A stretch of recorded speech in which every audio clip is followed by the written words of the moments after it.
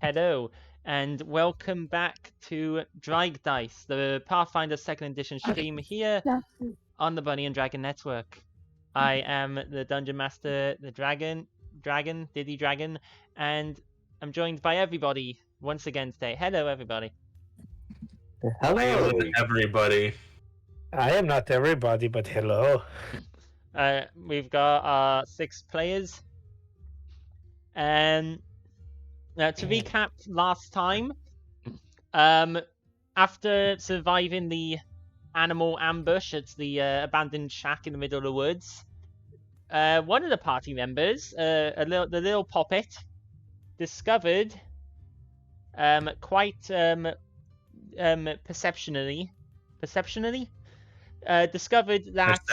perceptively discovered that there was a little trapdoor, a direwolf-sized trapdoor in the house, and the party entered it and followed it through a tunnel to the other end, where they found themselves in front of a bunch of these animals that were guarding a cave entrance. They fought them, including a big bear.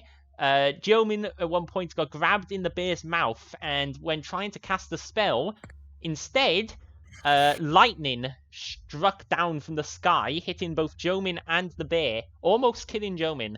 Jomin survived after some quick healing, but has turned blue. Jomin's skin has turned blue. Dabba-dee-dabba-die. Yep. But the party were able to defeat the bear and the other animals, and that is currently where you guys are. You're all outside the cave entrance, and we'll hope that it loads in properly this time. But you're all outside the entrance to this cave. The snow is pounding down around you. The animals are dead. Some of you are badly injured. Not that bad. Could be worse. Wow, all these animals coming out of nowhere. Do we have a potential to heal other way? I can patch people up if needed. We could use our potions. Why am I blue? Shouts Jomin. I don't know, Jomin. You kinda got swallowed and came out blue. Well, it wasn't swallowed. It was in its mouth. Same thing. Have you tried washing your skin? Have you tried turning it off and on again?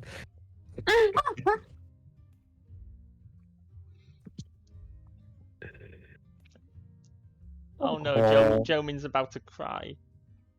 I mean, it's just a skin color. Don't worry about it. I mean, look at me. My skin's green. Look at me, I'm also green. It's grey. I'm grey. You can't see my skin at all. I have fur. Honestly, But you are beautiful. I mean, your skin on your tail. I'm a lot of things. I'm not beautiful. Yes, you are. My eyes. Diddy, Yep. can I roll perception to spot the color of Matilda's skin underneath fur? Sure, make a perception check. you want to see? Well, what those Jomin is sobbing in the snow. Why? Matilda says, 20. Amelia, what color is Matilda's skin under the fur? yeah, pink. Pinkish, yeah. Yeah. They will just turn to Job and be like, "She's pink, you blue, we are colored. We are rainbow." I mean, I could be red, I could be green, I could be blue. Let's go. Can be anything you like. I can already tell it's so clever. I could be mean, I could be green, give you a copyright strike. No copyright strike. Psyche.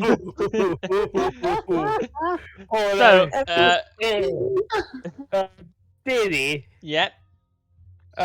what minor heals more or lesser heals more?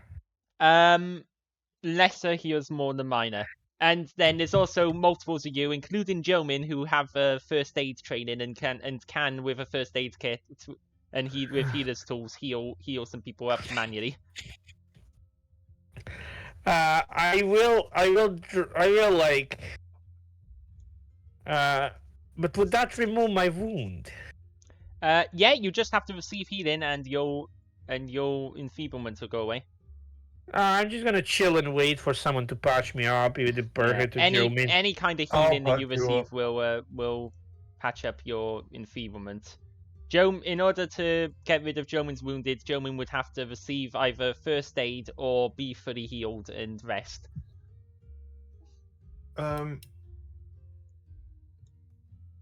So treat wounds. Yeah, How you does it work again? want to treat wounds on Dave? Yep. Yeah, so I think there's a treat wounds action. There is a treat wounds action. It just isn't on your sheet yet, but I can add it on. I've got it already. I mean, you could just use a shovel to smack me in the head and say be healed. Do you have it? Because I see battle medicine. Yeah, I've got it all set up. I can literally I have a button that I can literally click to treat wounds, and I can set the roll myself like this. Look. Okay, cool. So yeah, you do a medicine check. Oh, very there nice. You go. Yeah, the only thing I need is the text box because it has the drag that I have to drag to make them immune to treat wounds for the next so on. Treat. Next hour? I think it's an hour that they become. I succeeded. You heal 30 hit points. Holy shit! Wait, because what did you get? Success by +4, and you were just going for. What's your skill with medicine? Just normal? Just is it just no expert? So yeah, I'm an expert. With an expert. I used the +10. I used the +10 check. Okay. As I said, the extra thing. difficulty check. Yeah. Yeah, I can change the thing to change the DC, so it takes it from DC 15 up to DC 20. Oh yeah, it's DC 20. But it gives an extra 10 hit points of healing. Yep, that is how it works. I know because I got the thing that, as I said. So I have a button that I can click, the treat wounds button, that someone in the Twitch chat said during my first game. They were like, "You can use this on the treat wounds button." That was said. I need to. And then I actually read the Twitch chat and set it up myself. Hey guys! Look at my HP. Look at the HP now. Yeah, so you're no longer enfeebled, but you are immune, and now that's the only thing that's missing is the immunity button. Also, I can do the same to German. I will do first aid on German. You say first aid. I'm guessing. What is it? The thing you treat disease, treat poison. It would be treat wounds again. Yeah, it would be. On Joe. I'm guessing are you using the button under your exploration tab? Was that the one? No.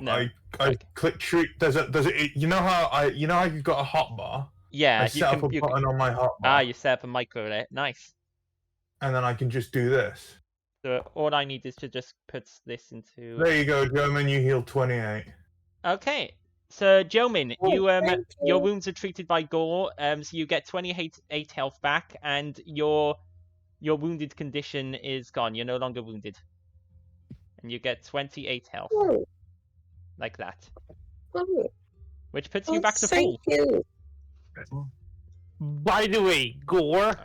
Two of you are now immune.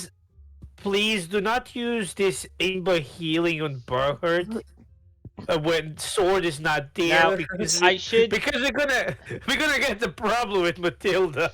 I should mention that the treat wounds takes 10 minutes to do. Yeah. So it'll be 20 minutes. I mean, yeah, but these Yeah. guys need it. It's Oh like, yeah. So I need to just advance the time by 10 more minutes, then puts the immunity onto Jomin. Are we chilling? We're chilling. Yeah, so you guys basically we're just chilling waiting in the middle of outside the the cave snowstorm. in the middle of a snowstorm. I mean, you can sort of, if you want, you can shelter in the mouth of the cave without going deep into it while you do the healing. I mean, Diddy, this is just like a basic Tuesday for Dave. He likes cold. Basically, yeah. Does anyone... Also- is anyone else going to be treated... Like, other people can also treat wounds at the same time as Gore is to speed it up.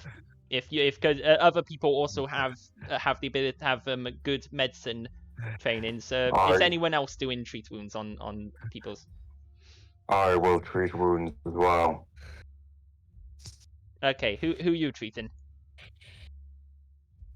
Who is someone treating Jomin? Yes, Yeah. Gore is treating Jomin. I mean, I treat Matilda and yourself. I am fine. I will treat Matilda's wounds. Okay, go ahead and make the medicine check. And you're only trained in medicine, aren't you? You're not expert. Yeah. So it's a DC 15. Um. Oh, yes, Jomin? Can I heal Gore then? Since Gore healed me, I want to heal Gore. Yeah, you can after Gore treats your wounds. You're sort of both treating each other's wounds at the same time. Yeah. But okay. Yeah, go ahead. So you go ahead and make a medicine check too. So Boohurt succeeds. So roll 2d8 healing for Matilda. Check. How do you find that again? Wait, your second one Gore was medicine plus thing? 15. It's under your skills. Skills. 2d8. Why was it 2d8 plus 15 when the other one was 2d8 plus 10? Oh no, wait, was that? Oh no, that was the roll. No, that was the roll. both of them are 2d8 plus 15. The first one says 2d8 plus 10. Does that? Let's see. And it should be, because it's just 2d8. Yeah. Oh, I've been doing that as So a Matilda. Right, so we'll use Okay, so that's 6. Matilda gets 6 health back. So a medicine check, Joe. Under your. Oh, I think I have a thing that gives extra. So under your proficiencies, Jomin, you do a medicine check. You know, you're also gonna get some very helpful help from a puppet. Oh, you're helping. How are you helping? With my helpful puppet ability. You know, it literally does not hurt if I help. Yeah, okay, so you aid, so that gives them a plus to how much, what does that give them? A plus +2. Okay, right. So you make an aid check, which will be a Yeah, that's the one that I want to. What the fuck so do I do make a medicine check as well. Mm-hmm. Yeah, you make a medicine check as well. Performance, self-religion, medicine. Yeah, it literally usually is not gonna help because like I am terrible at that. But hey. Okay, so RP tries. I have medical dedication as an archetype feat. Yeah, so you do extra when you're doing the higher DCs. Yeah, and I can also use it once per day on a creature who is temporarily immune. Which means Dave should actually have gained an extra 5 HP there. No, he did. It did. Both of them had it. One of them showed up. If you look, it's 10. They both show up as plus 15 to me. Oh, okay, that's weird. But okay, so RP tries to help you, Jomin, like pointing out where the wounds are and stuff. It's kind of in the way a bit, but you're able to do it anyway, and you successfully managed to patch up some of Gore's wounds.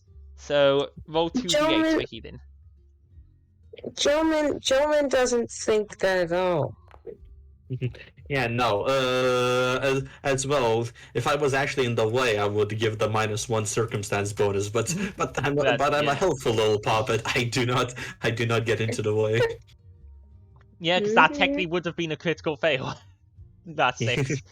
Okay, so Boohurd drinks down the healing potion for 17 health. So Jomin, roll 2d8 for Gore's healing. Oh, okay.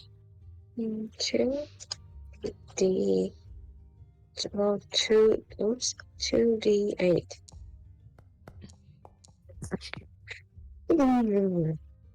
A 10. Okay, so Gore recovers 10 health. Yay! And is temporarily immune to treat wounds.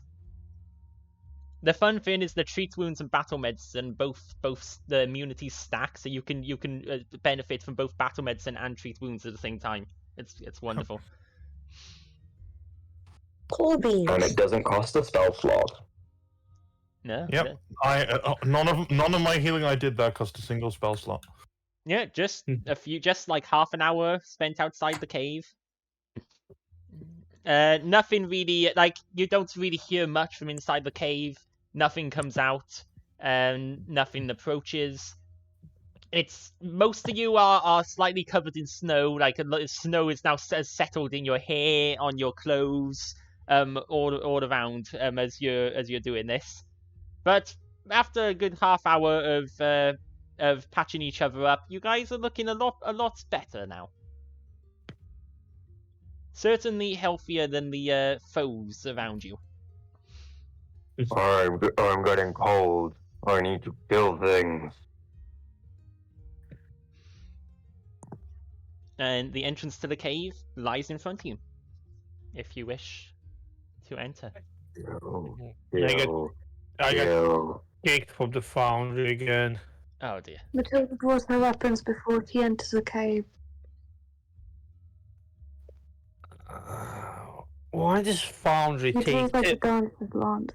Why does it take ages to load in? I'm not sure. It could be a little troublesome. What was that you were saying, Matilda? She wants to draw her weapons before going into the cave. Yeah, that's a sensible thing to do. I've got my hand on my shovel. Yeah, if you want any weapons drawn as you approach, make sure they're drawn on your sheet. I'm gonna draw out my hands. Yep, you draw your hands. Well, do you guys wish to progress into the cave? I mean, I do. Yeah. Does anyone not want to go into the cave?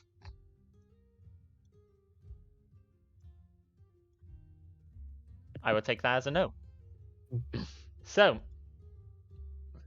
ready and waiting, you all advance. Now, the cave is very dark, and only about half of you can see in the dark. There are no lit torches or anything. Does anyone want to light a torch? I'm gonna ask for a glowy fist again. For a glowy fist from Jomin. Yeah. Okay. Blue one, light our way. Jomin, do you grant the glowy fist? Yes. By the way, does that mean that the light glows blue? No, it is still, the lights is still come glowing on. the divine sort of golden color. That'll be so cool. Come on. Nope. I'm not cruel. The dice are cruel. The light is still glowing the sort of divine yellowy golden color. Shame. There was a potential. I know. We were this close to greatness. Exactly. What, you guys want the Gatorade glowing color and not the piss glow color? Okay. So, with one of Dave's hand wraps now glowing, or you could put it on Engi. Make Engi glow. Engie? Who? The ring. The ring is Engie. Engie's ring. Technically, you Oh. can't. It has to be on an object. You can't cast it on a living creature. So Wait, so do I have to roll? no, you don't have to roll. You No. cast glow on like Dave's hand Oh. wraps, and with a glow in hand, Oh. you all advance into the cave. Ooh. And you advance forwards, and the cave entrance goes down for like a bit. You travel down through a very narrow tunnel. So at some points, like Dave only just fit and Gore only just fit. You have to go single file, but eventually it opens after a few minutes. It opens up into a slightly larger cavern that you can see before you, and you can see it branches off in a couple of different directions. It's very disturbing, dark, very dark in here, but the light of the glowy hand is able to light the way, and this is what you see before you.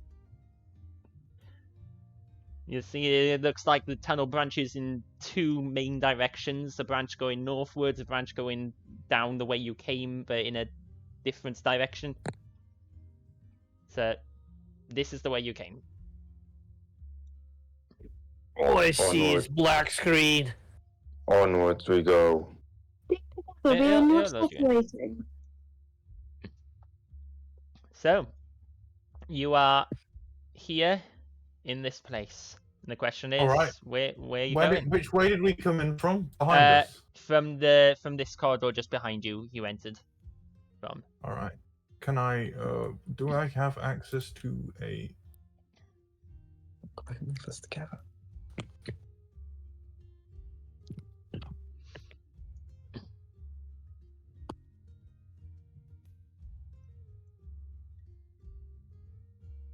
But onwards we should go. We should press on.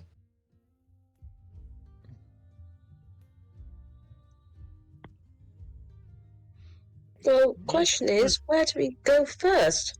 I mean, there's so many pathways. I mean, okay, Pick one. okay, Straight should- ahead is the place we've not been yet. yes, You've also yeah, not you're right. been this way. I mean, you're supposed to look for the tracks if someone passed through the place before. Or something. I think I can see some tracks ahead. But also keep an eye out for booby traps. I would like to be out for the booby traps. Can Matilda check for traps? Mhm. Yeah, you if you want to keep your eyes open for traps, as you move along, you can make a perception check. Yeah. No, I can't. But you should load in. I've clicked to load you in. They It's didn't taken. load me in. It will. I hope so. Mm. I hope so too. Oh dear. Oh, brilliant. Can I also make a perception check? You can if you want to, as you move along. Okay. It should be loaded you in. I don't know why it's not. I've told it to. You got 18.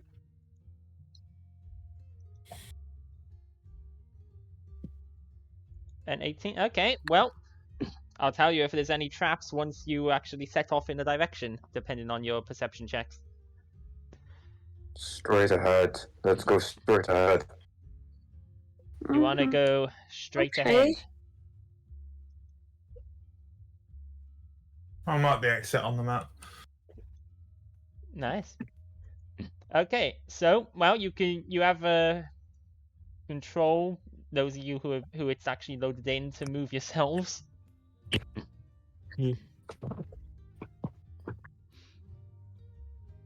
As you so you start I'm moving continuing the straight door. up. I'll follow wherever the others go Yeah. straight up. Well, yeah, Jomin has started going straight up, and I think, and Buher to Matilda too.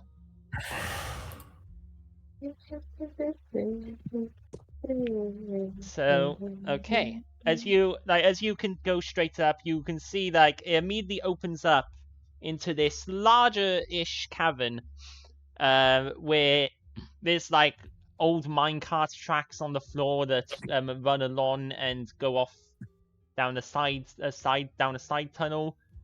You can see it's pretty bare. It's a pretty bare other than that. It does look like there's been some like there's a few rocks on the ground. It looks like there's been a rockfall at some point in the past in this cavern. You don't see any sign of traps or anything like that.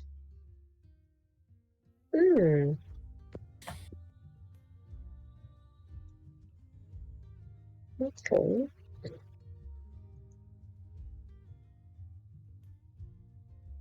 I wonder what type of train was to fit down here or whatever. Or maybe not even a train, maybe a cart or something. Like, I wonder what was down here. Probably a cart for mining. Interesting.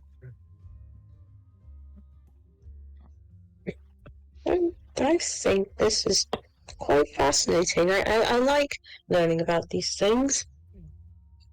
I've never been in a mine before. Maybe we should follow the track.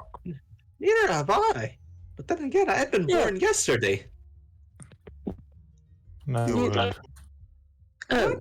But I don't remember what happened the day before yesterday. We might need to get that looked into. Maybe you've got a loose thread somewhere. Loose thread. Oh. It looks like Oh no. it looks like there's been a rock slide ahead. Yeah, as you turn the corner, you can see that where the minecart tracks go, there is just a giant pile of loose rocks that have fallen from the ceiling and have just cluttered the tunnel ahead of you.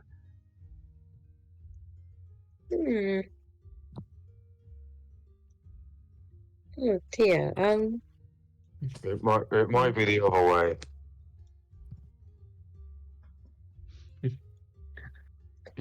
And Come on, door, giddy up. it's still not loading in cell. Oh no. It better work. How did it work before? I don't know. It did something. Maybe it's just something on his end. I mean, I don't know. Well, I just tried to load in on the Eggbees one, and it's working fine. Log out and log back in. Oh, you think I didn't do that 3 times? Oh, it hasn't shown you. It hasn't shown you as being gone. Oh, now you're gone. I think I haven't done that 3 times by now. Well, now it's actually shown you as gone. So try logging in now. I love that. It didn't show you. It didn't show you as leaving. It showed you as being there the whole time. I don't know. Technology is weird. I don't know. I blame Jomin because he's blue. Excuse me? Exactly. Don't start. That's what you I get already for have a being blue. headache. Don't start, please. I have a headache and I'm tired. dear. Please don't. Not today. Let me in. Let me in. There's the memes for today. Oh my gosh. I've already I'm got sure they'll several load you in. cooked up. You are Okay. sure it will load me in? It better because this is the dungeon. Okay, so what are you guys doing? You can see the rock floor up ahead, covering the passageway that the tracks lead into. You can see the only other passages going down. What do you want to do? You're currently in this room. The only way left is to go down. The only unimaginative way, yes. What do you mean by that? No, it's up to you guys. What do you want to do? No, what do you mean by that? Well, okay, it might. You guys can probably tell it might be possible to shift the rocks covering the tracks, but it would be difficult. But you'd need some big strength to put it off. Dave, do you think you can move that? Move those rocks? I don't know. I can't see. Oh, you can't see? Because Don't you have the thing on you? because it's not loading him in, you can't see the map. I don't have an option to move my muscles. Is it? Gilbert. Oh, come on, please do something. Oh no. Okay. Oh, no. What can Oh, what no. can be done if it doesn't work, Artie? I can try doing this. Load you back into. There we go. It loads you onto that map, and then reactivates that map. Just load and unload the map. Maybe it'll work. I don't know. Maybe I'm still not loading in. Well, it's at least put your icon on the other map, so at least it's making a start and trying to load you in. I'm gonna try something. Although it still shows you stuck on the other map. Is it loading you in on the other map? No, it's not loading me anywhere. That's mildly irritating. Yeah. Technology. I'm gonna try to use the other browser. That might work. Yeah. Different browser might work. But what do you guys want to do about this then? I mean, we can either move the rocks or we can just go the other route. Yeah. It's up to you guys. Might as well. I mean, I think it might be good. Come on then, Dave and Gore. I like moving rocks. It's like digging graves, isn't it? I'm just gonna get my shovel in between and start prying the rocks away. RP's gonna help.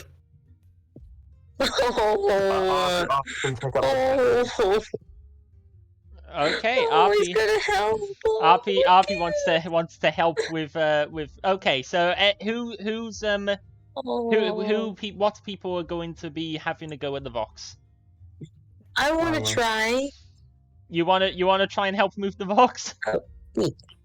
Yeah. Okay, everyone. So who's got the most athletics out of all of you guys? Me. Probably you. Yes. I have a +7 to athletics. Do I get any bonuses for using a shovel? A shovel doesn't Clear really rock. help with rock, I'm afraid. So Dave Dave and Boohurt are tied for the most athletics.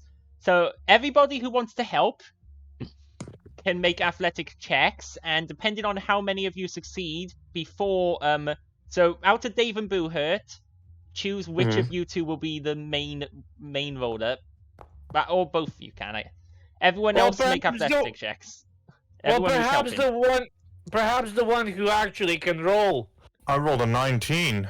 Okay, I'll be the main person then. So if RP wants to help, he can also make an athletics check. So everyone who wants to help, make an athletics check, and depending on how many of you roll good, it'll make it easier for Boohurt's check. Matilda do I got 20.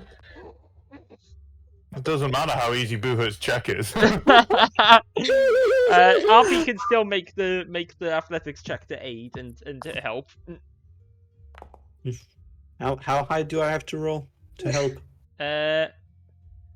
Because I rolled a 14. Because normally the DC for aid is about 20, but because you guys are all doing a big group aid, I'd lower it to about 15.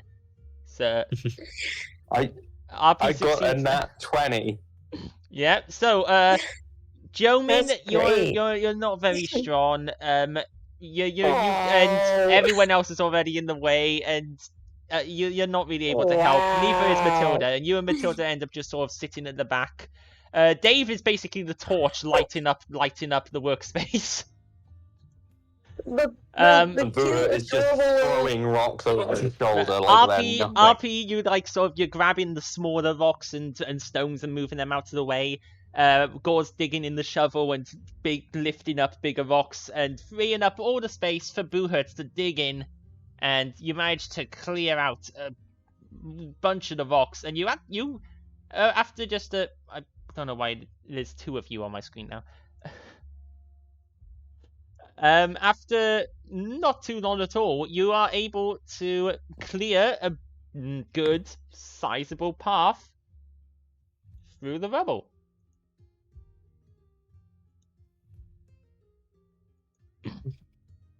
And you clear away all of the rocks that are in the way. And you sort of throw them all to the side, and you clear this path through the rubble. It takes you about 10 minutes to do. But eventually the path is clear.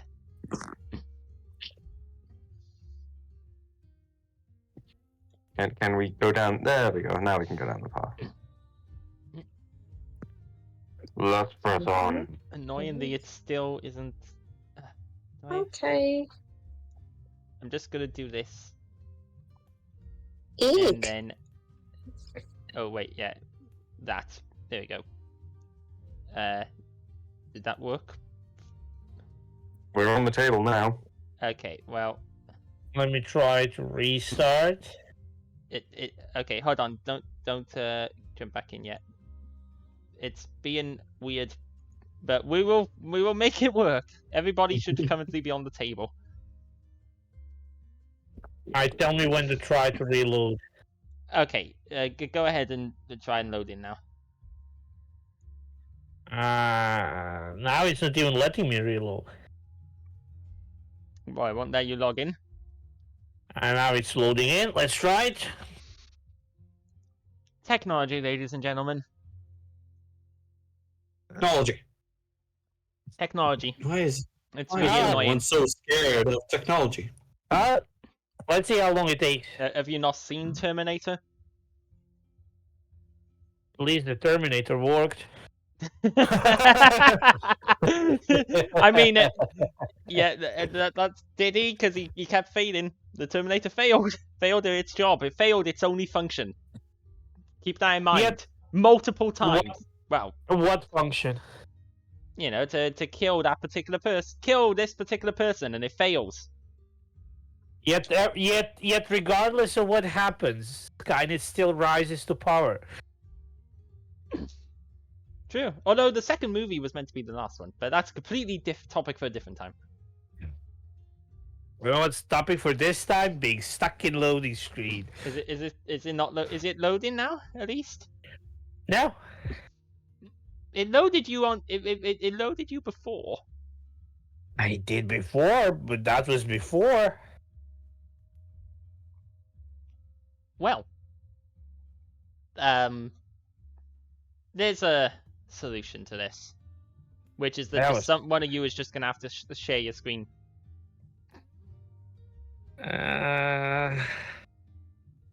See, now it's saying that you're on the forest cave map. It says I'm not seeing anything. I don't know. Just someone's gonna have to share their screen until technology decides to work.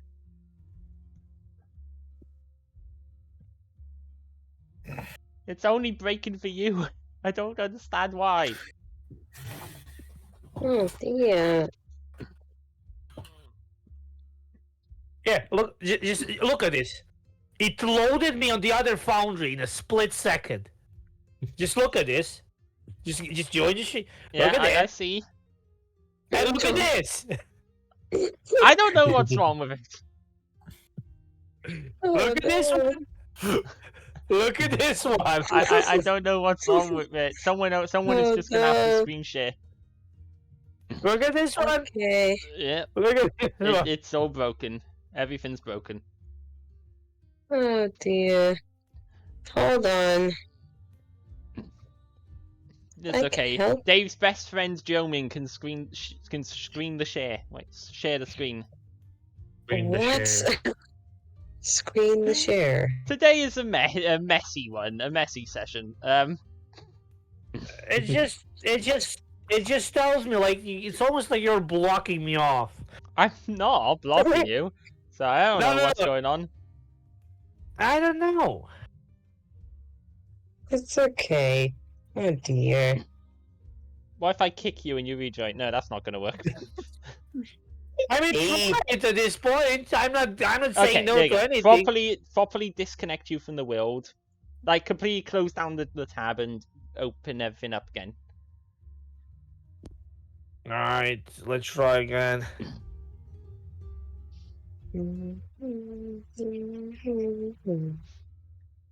We apologize for this delay. Please stand by. Insert forward out. Please stand by picture here. And elevator music. Don't forget the elevator music. Oh yeah, you always get the elevator music. Damn. I can't. Everything Artie now does is just Fallout related. As long as I'm completely obsessed and hyperfixated on it, yes. Oh my gosh.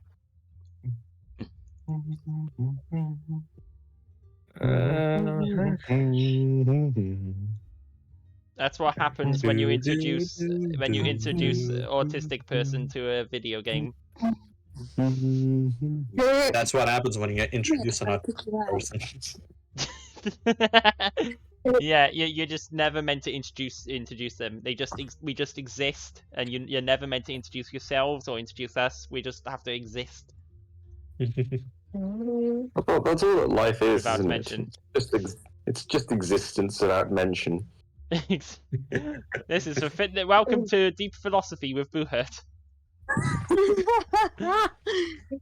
Can't. What is the meaning of life?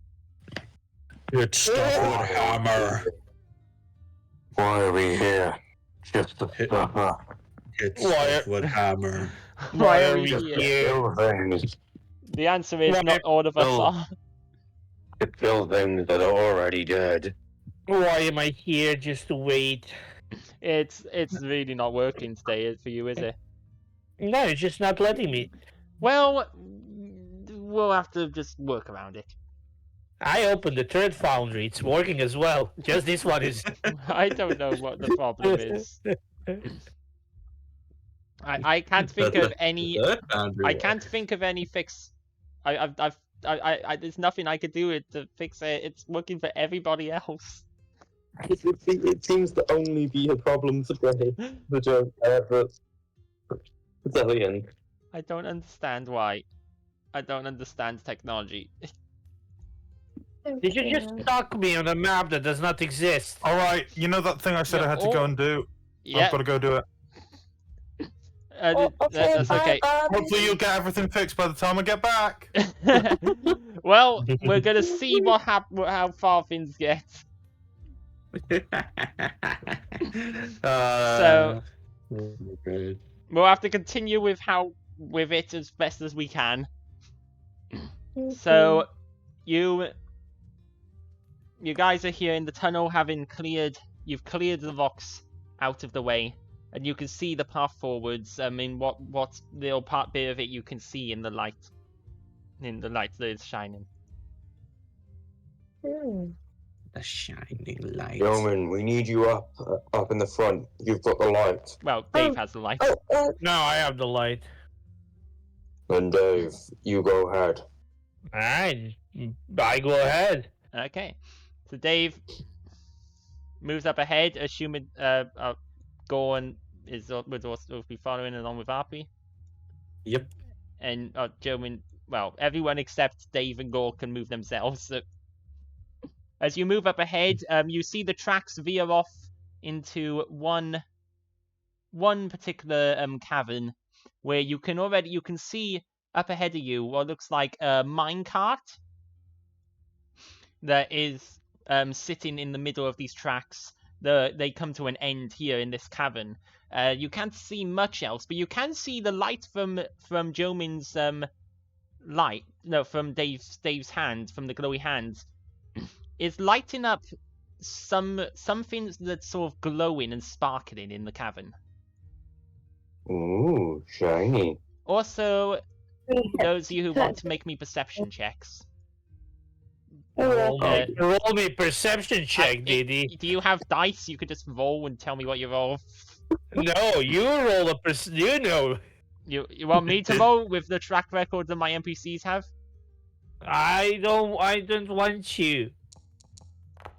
But I have no choice. Okay, you could roll real dice this time. I just need to find it. Where are they? But that was a Alright. 16, so 16 overall or a natural 16? overall. Oh, nah. Screw you. You ain't trolling anymore. I got my dice. Do you want to hear? Okay, go ahead. You roll then. Nah, I'm gonna keep the 16-year-old. Okay. Well, Wow, this is not fair. Hey, blame Diddy's foundry. I don't know what's wrong with it. Gore also will make a roll and get a 27. So This is a D12. I don't need that one. okay, so Gore, Jomin, Matilda, and Boo Hurt do all succeed. Is RP making a roll? RP helps. Yeah. Well, Gore, Jomin, Matilda, and Boo Hurt all succeed. RP isn't paying much attention. I think aid can only be used on. It can't be used on everything. Okay, let me actually. There has to actually be a way in which you can help Okay. to aid. There has to actually like be a method that you can use to aid to help them in some way that you have to explain. But so, but some of you do succeed. Matilda, Jomin, and Gore. Those three. Oh, and Boo Hurt. You will hear what sounds like scuffling and growly noises coming from this same cavern. Sounds like Matilda in the mornings. Yeah, it sounds like something or multiple somethings are in that cavern. Matilda ignores Boo Hurt I can. and is very disappointed. Have your weapons at the ready. Mm-hmm. I want to be ready to rage the second something tries to hit me. Answer your question, Ready Diddy? to think angry thoughts. Mm-hmm. I can help to any skill check or or attack roll. Interestingly, but I need to also describe in how I help. Yes. And you adjust You the have DC record. You have to be able to describe how you're helping. That's Well, how about I just just grab Gore's eye flaps and just pull him back, just make him so that he sees more.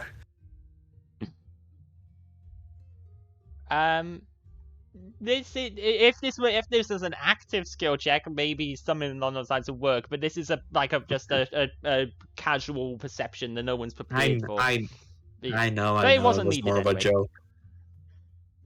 joke. Okay, so what do you want to do? You hear the growly noise coming from up ahead. Are they spiders? You don't know. You just hear the growly something. It doesn't sound like spiders. No, it sounds more similar, like to Gore with 27 and Boo Hurt with the 28. It sounds like wolves. Dave doesn't hear this though. Wolves ahead. You're on guard. But let's not wait here too long. My blade craves blood.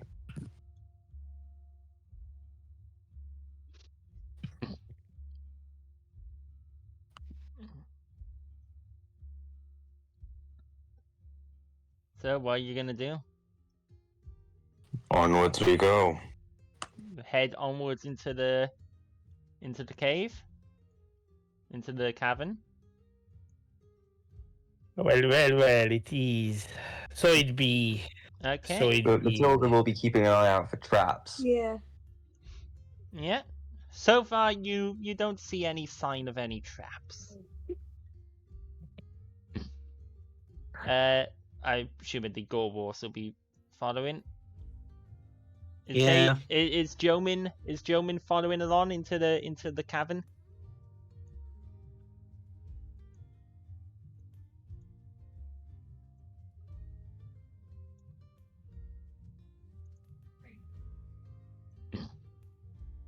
Yeah, okay.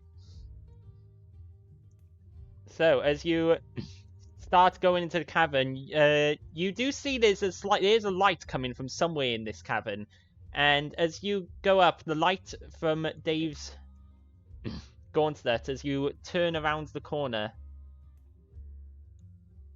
as you get further into it, does illuminate 3 wolves that are sort of standing and mulling around and sort of patrolling around what looks like a large pit in the ground that has this rickety wooden fence around it. But as the first few of you cross over and bring the light into range of the wolves, shining it out to them, the wolves look up with growls directly at you all. And as the wolves spot you, I am going to ask for initiative checks from everybody. I should try one. Ain't I gonna trigger myself a thingy? They're not attacking you. You said when if something attacks you, you want to rage. But nothing's attacked you. Right. You can't always preemptively rage. Yeah, you can. Not Zell. No, you cannot. If that was an option, I would have. On the D&D sessions, I would always do preemptive. I do it every time in real life. What good is that? What's my plus don't to know. initiative, Diddy? Oh, well, it's a plus 11. That's a 26 for me then. Shame you didn't go with what I instinctively rolled, which was 28. It's whatever. It's just 2 less. 26. Okay. So yeah, we'll have everybody rolling initiative checks. So we got Gore, Jomin with a 30 on initiative. Incredibly quick. Jomin, Gore, Matilda, Dave, RP, and Boohurt. That's everyone, right? Yeah, that's everyone. Matilda's one should be 27 because she should have rolled it with perception, not stealth. But it was set to stealth for some reason. I think because Matilda rolled stealth before because was being all sneaky. Yeah. Okay, well, okay, that's fine. We can just adjust that. Wow, 26 or 20. Oh yeah, 27. This Matilda will still be at the same moment in the initiative. Okay, which means that the round begins as there's no time now to react, other than the fact that most of you are before the wolves and do basically react. So I'm just popping in to say hello. It's me again. I'm still in the middle of this thing, but just remember, no spells, just cantrips for me. Just cantrips. Got it. Yep. Cool beans. So good luck with the combat. Yeah, Jomin is first. Jomin, what do you want to do? There are 3 wolves. Okay. I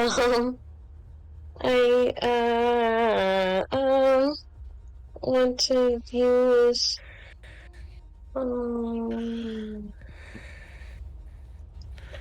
I heard breathing. Zell intense breathing as he sees enemies. thinking what to do, and all I hear is I'm like, whoa. No, that's just like whenever someone tells me I can't rage at any moment, I rage at that moment.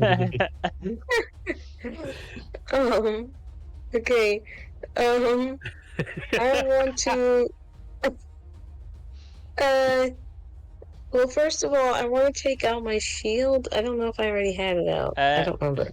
I think everybody had their swords out and their main weapons. You can put out your shield if you want. From your side. Yeah, you put out your shield.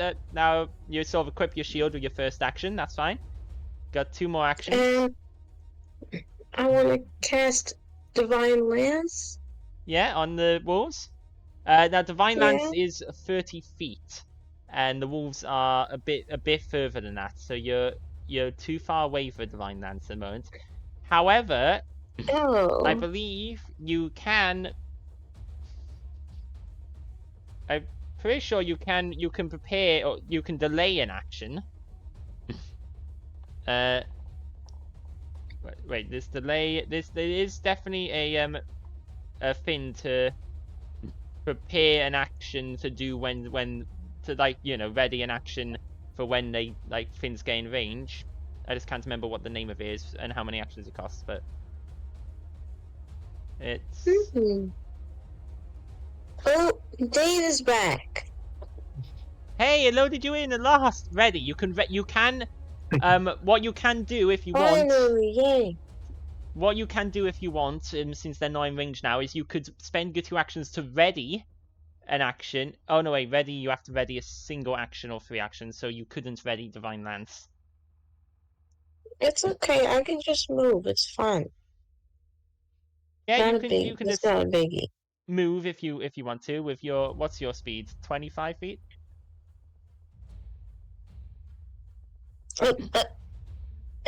Okay. So right there? Yeah, so you move with your second action. That does only leave you with 1 action, which isn't enough for Divine Lance. That's okay. But you could, like, raise a shield or something if you wanted. Yeah, raise a shield. Okay, so you... Huh? You run up and you raise your shield. He's shaking. He's like, oh I'm no. not scared to do anything. Well, it was a bear that savaged you last time. Yeah, it was a wolf too, because the wolf got him as well. Yeah, and the wolf, true. So he's mostly scared of wolves. He's not really scared of the bear. Well, Gore is next up after you. And let's see. Problem is, none of his cantrips work on these things because they're not technically undead. Other than Chill Touch, but he's not in Chill Touch. Wait, what's Gore's movement? Is it 30 or 35? Oh, 25. So Gore moves up next to Jomin, and he uses his next 2 actions to ready an attack to bash him with his shovel if they get within melee range. Matilda, what do you want to do?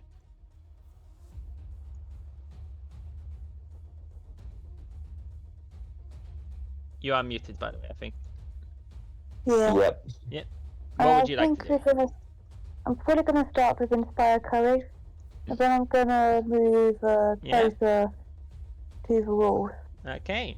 So once again, you jot out a little battle hymn and inspire courage into all your allies. Very effective. Yeah. Oh yeah, and RP is on Gore's back, of course. So. Yep. And then if we move. So you use your first action to inspire courage. Yeah, then. Yeah, everyone's in range. Yeah.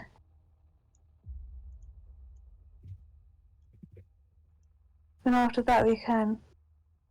So you have 2 actions left after that. After that, I want to move Matilda close to the walls. Yeah, you want to move I closer? kind of want to stand up for a rule thing when you do something fair. Okay. So, Right, yeah, where do you want to move? slightly closer to the walls, maybe to where Zoman and the others are. Like down to like there. Yeah.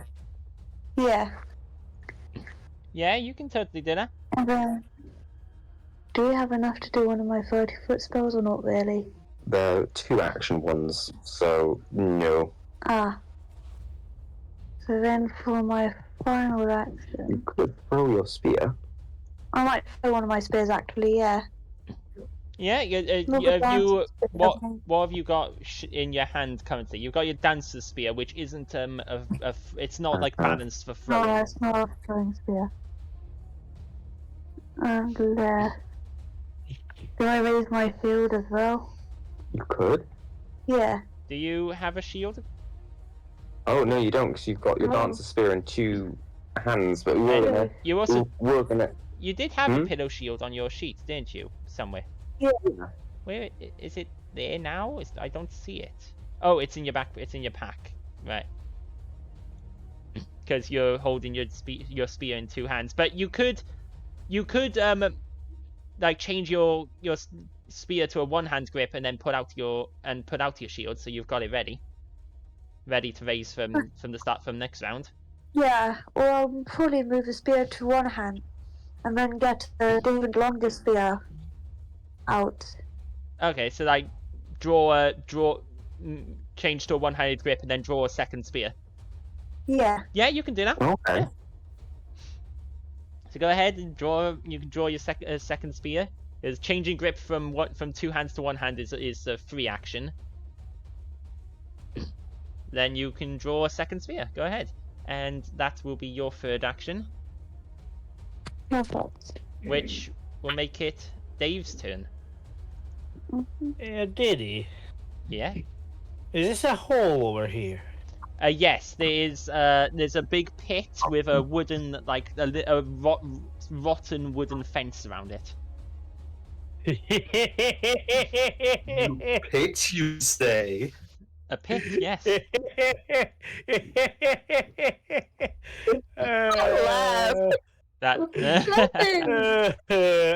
I'm gonna rage that. Can I get up here? Up to where? Here. There. Depends on your movement speed. I have 40 movement. Yeah, you can get to there, to there, to there. You can get Whee! right up there. This rock is. It looks. You basically sort of kind of have to wind your way. Actually, it's not as big as it looks on the thing. It's like a bump, but you can clamber over it without costing any extra movement or stuff. So you're able to get to there. Lovely. Can I shove this guy into the pit? Go ahead and make an athletics check. Where is my athletic? So you rage, you run up, and then you shove. That's a 19. Not the best of rolls. A 19, and you only rolled a 7 on the die. Yeah. So you run up, and the wolf is startled by this large man just charging right at it. And you run up. You basically, as you run, you crouch down. You full on grab the wolf and like wrestling grab. You sort of turn around. You throw it just over your shoulder, and it flies in full. You like pick it up and throw it over your shoulder, and it just flies into the pit with a very confused screech and howl as it just it falls right down into the pit, which you can see at the bottom of the pit there's chunks of this rock, this blackish rock that you see dotted around this place. It looks like a little shaft, like a mine shaft. Oh my god, he's broken in half.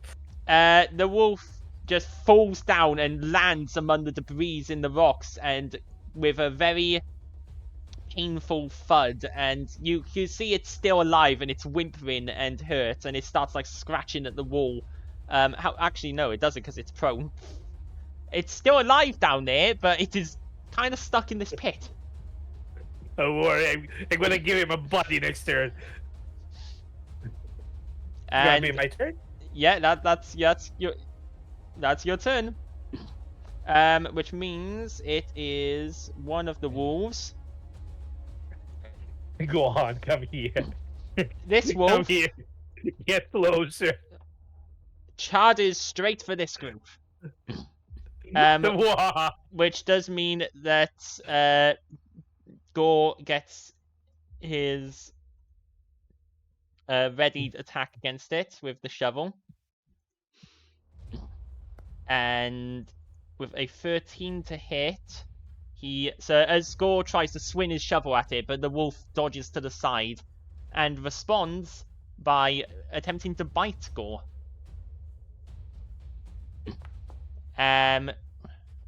For a 22 to hit, so the wolf jumps up as Gore tries to whack it with the shovel and bites into his arm, dealing 5 points of damage to poor Gore. The wolf then turns its attention onto Jomin and bites at Jomin.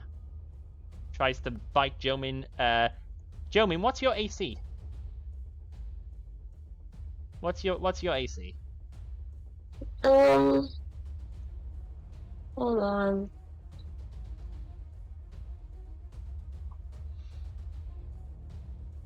Is it more than 60? I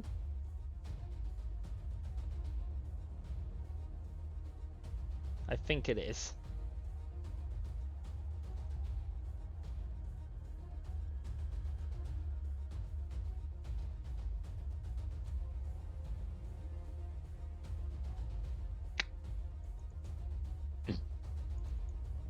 German? It's a 19, okay. So that does mean that the wolf critically fails against Jomin. And okay, the wolf has a -2 penalty to its attacks for its next turn. Oh no, wait, no, because this is technically an unarmed attack because it's a natural weapon. So dazzled. You are dazzled until your next turn. Eye strain. I don't know how that works, but okay. As the wolf tries to bite at Jomin, it misses, and instead its head goes into like a small pile of these small crystals on the floor, and you see some of the crystals shatter as it goes into them, and the dust from the crystals gets into its eyes, and it starts pouring at its eyes and whining. No, that's okay. So the wolf is dazzled. Dazzled.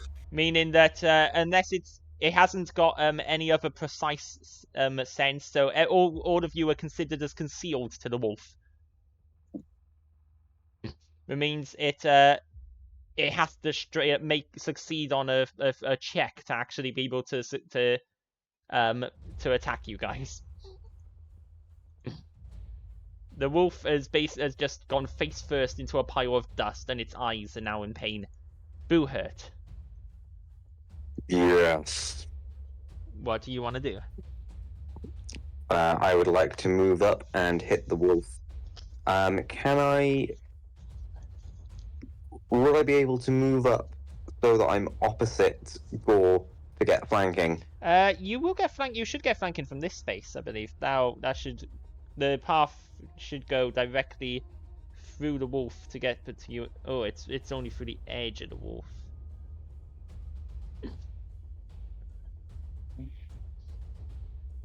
I think if I can move down here, if I have the movement. You can kind of clamber on top of the rock and strike the wolf from there. It's not a very high rock. It's like just a bumpy ground,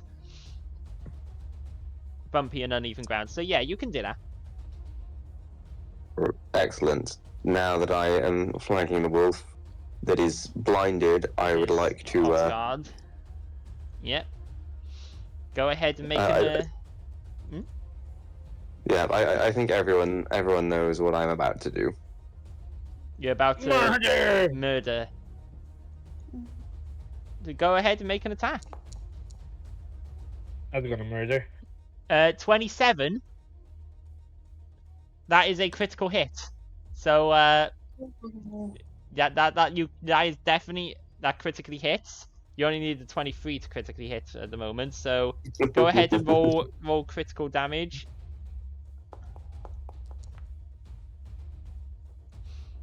So that's 20 slashing damage, and also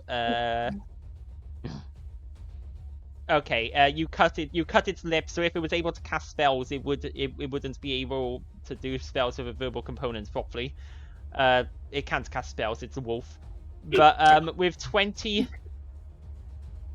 you slash and you cut right across the wolf's side and its muzzle.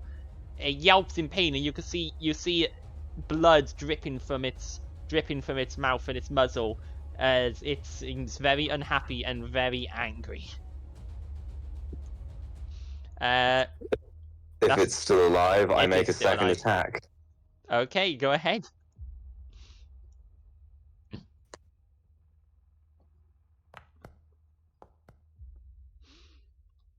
That hits, and that's again. That's another critical hit. You just straight up. There's not even any point rolling the damage. You just straight up, as it turns towards you and tries to leap at you and bite you in revenge. You just bring down your sword and you cleave the wolf in two. Oh. The blood does spurt over you, Gore, RP, and Jomin. And Matilda. And Matilda. It's all 5 of you there get splattered with the wolf's blood. You're so close when you're killing, aren't you, Boo Hurt? RP, it's your turn. My turn. Use your neutral special. Done. Gun. You cast gun. It's cast RP, gun. I choose you. Use flintlock pistol. 25. 25. That's actually that is a critical hit. Let's go. Critical. Which means let's see, 25 damage. The wolf only had do you want to know how much this wolf's max HP is? 24. 24. So we don't even need to draw a critical hit card, but we can if you want to see what it would have been. Whatever. Maybe this will determine how you kill it. Well, how do I kill it? I shoot it in the head. Nicked an artery. Nicked an artery. That's perfect. You blast and a bullet flies through the air and strikes right through the wolf's throat. And you've definitely hit an artery with how much it's bleeding. The wolf looks very dazed. It looks towards you. Looks at Dave. It staggers towards Dave, and as it staggers around, and it staggers and falls into the wooden barrier and just crashes through the barrier, and its body just falls down into the pit. The only surviving wolf is stuck in the pit. And it can't get out because, unlike you guys, wolves don't have rope or the ability to climb out of places.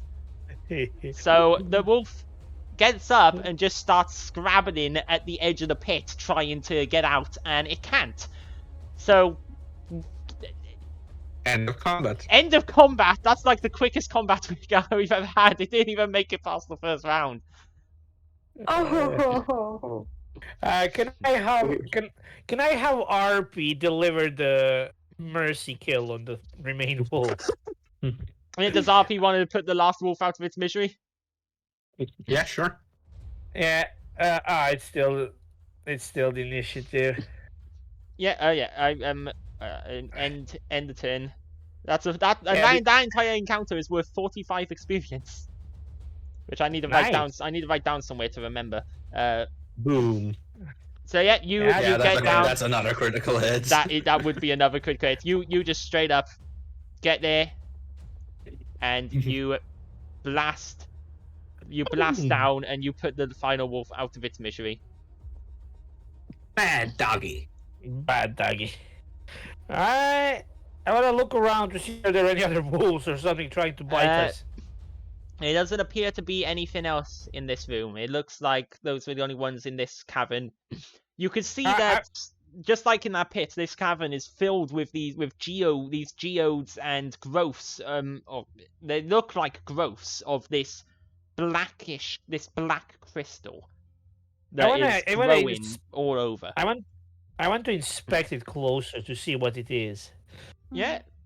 Make me a nature check. Nature? Yeah, that sounds about right. It's a natural world thing, so make me a nature check. It's 17. It's not bad, but it ain't that great either.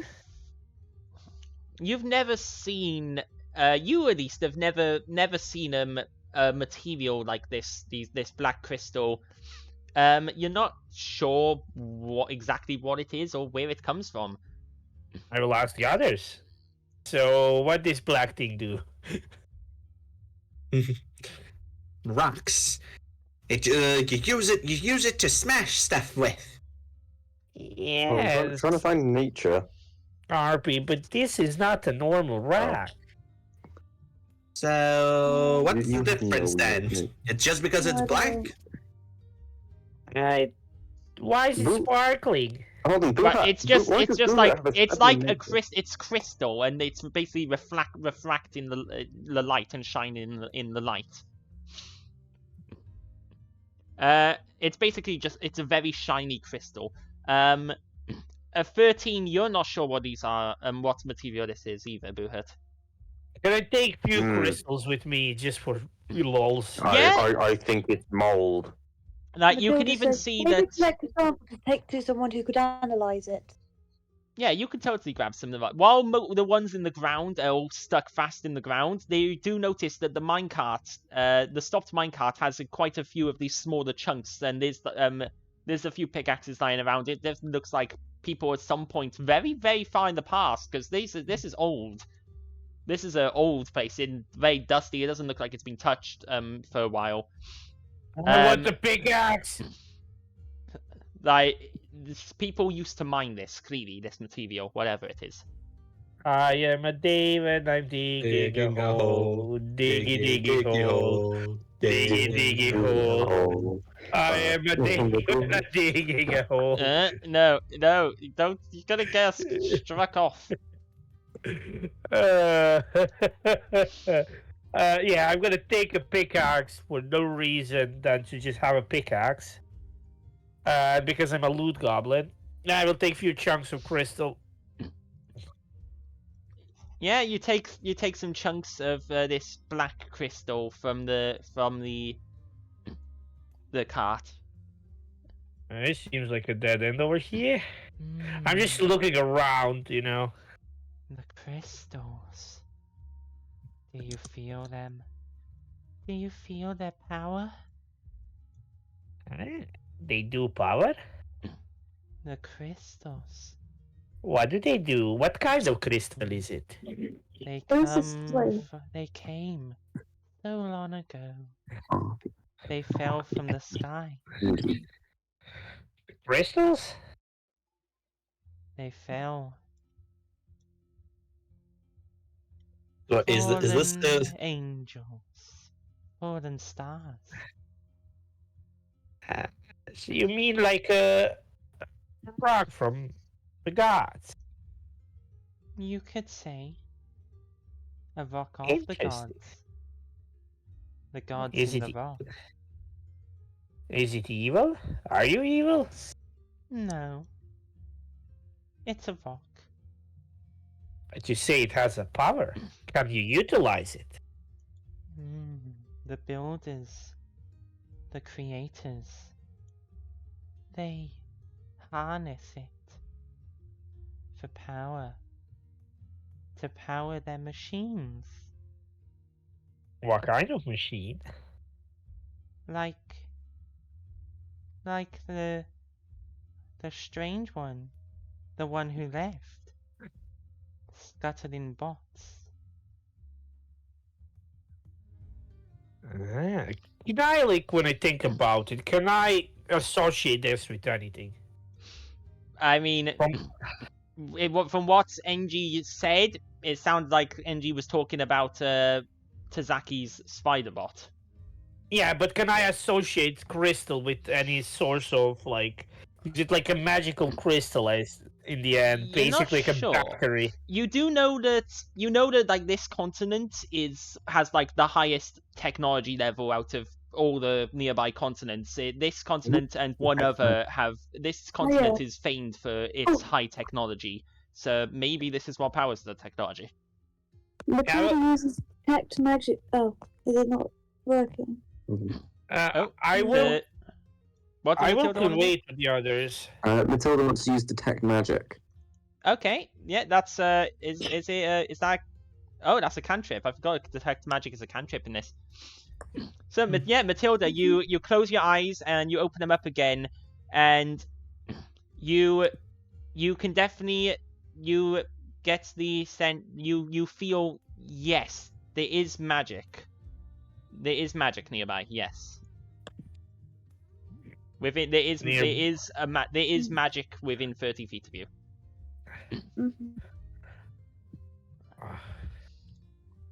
So there's some kind of magic rock. Of course, that magic, the detect magic, simply tells you whether there is.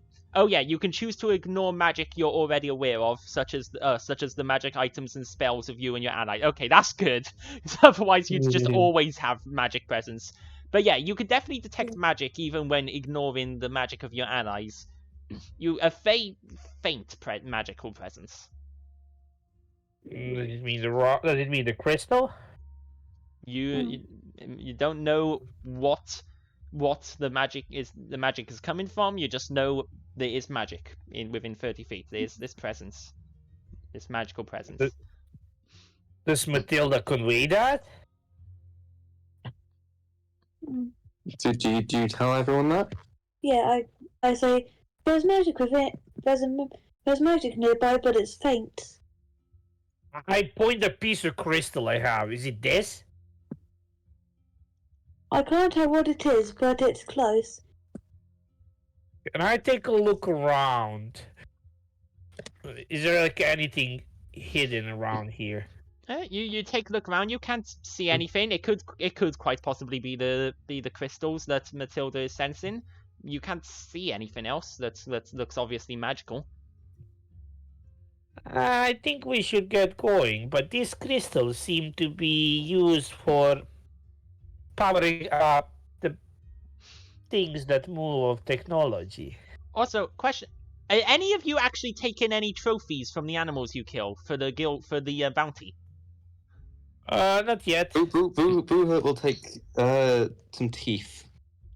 I'm pretty sure that Boohurt is the trophy collector. Like Boo will collect take some many teeth. body parts. Yeah, you're taking teeth. Of course, in this current room, you can only reach one of the corpses to actually get a trophy off it. Are you sure about that? How deep is the hole? 20 feet. Can I just climb down? 20 feet, man. You can try to climb. Make me an athletics check, I guess, to climb. Yeah. No, I'm gonna. No, why would Unless you have a climbing speed. No. Why would I be a monkey? Let me use a grappling hook in the rope. Okay. Yeah. You attach a grappling hook to the top of the fence. You find like the sturdiest part of the fence, or like one of the jutting out rocks to wrap it around, and you're able to essentially. Yeah. You tie it like around a rock, and you're basically able to rappel down into the pit and grab some teeth, or like. You need something that's unique to each animal, so that you can't just take a bunch from one animal and claim it's different animals. You need like an ear or a tail.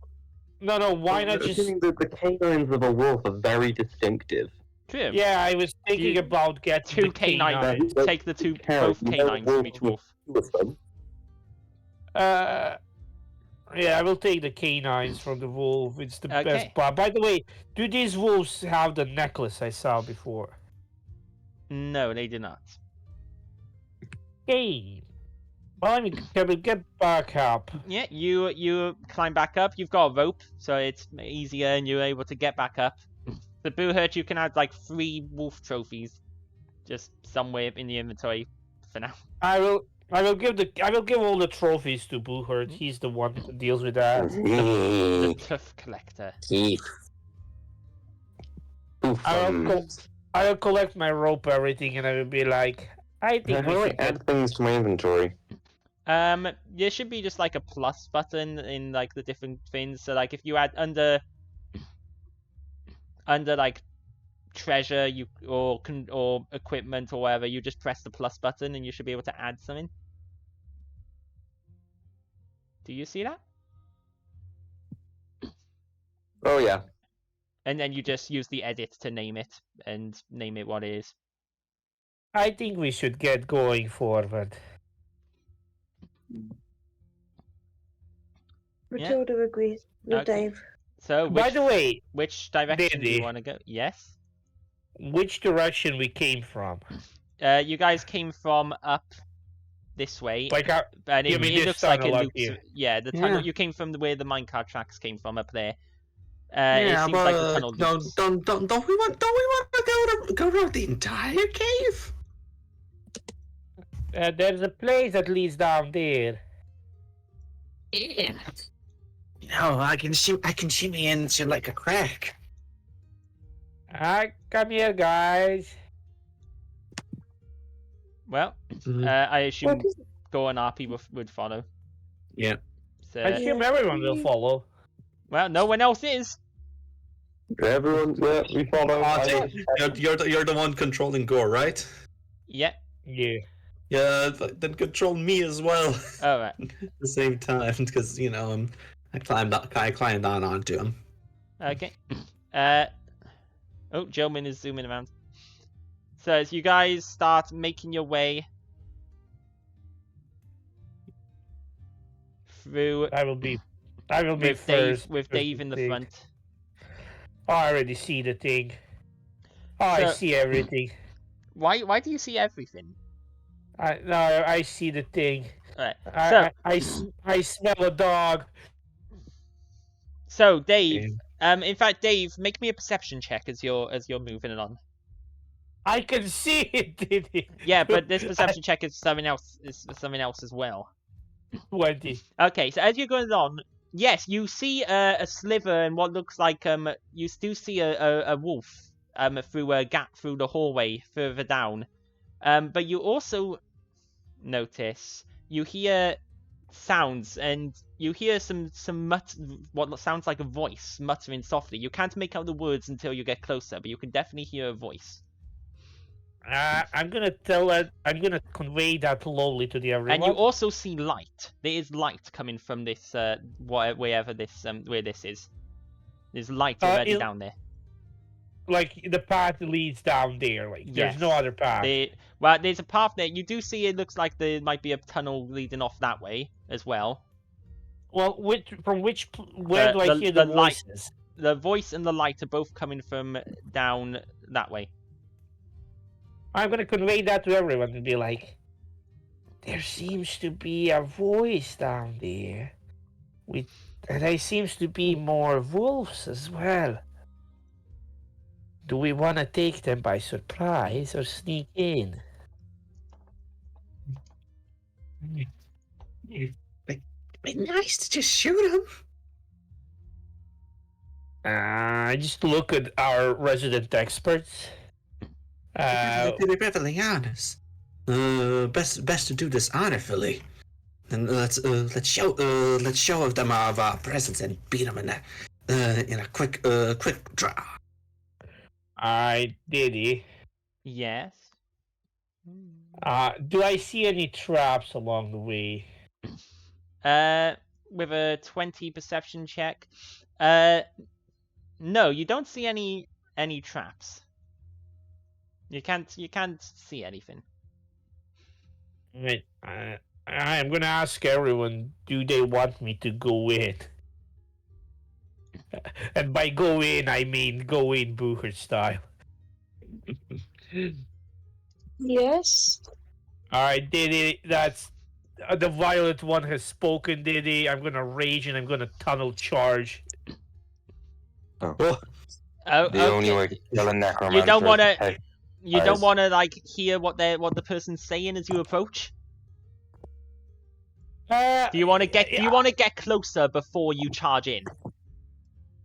Yeah. Sure. I will stop if I hear something really, really interesting. You do hear talk as you charge in, and you also see a bit more. So everyone can move up to wherever they want to be as this happens.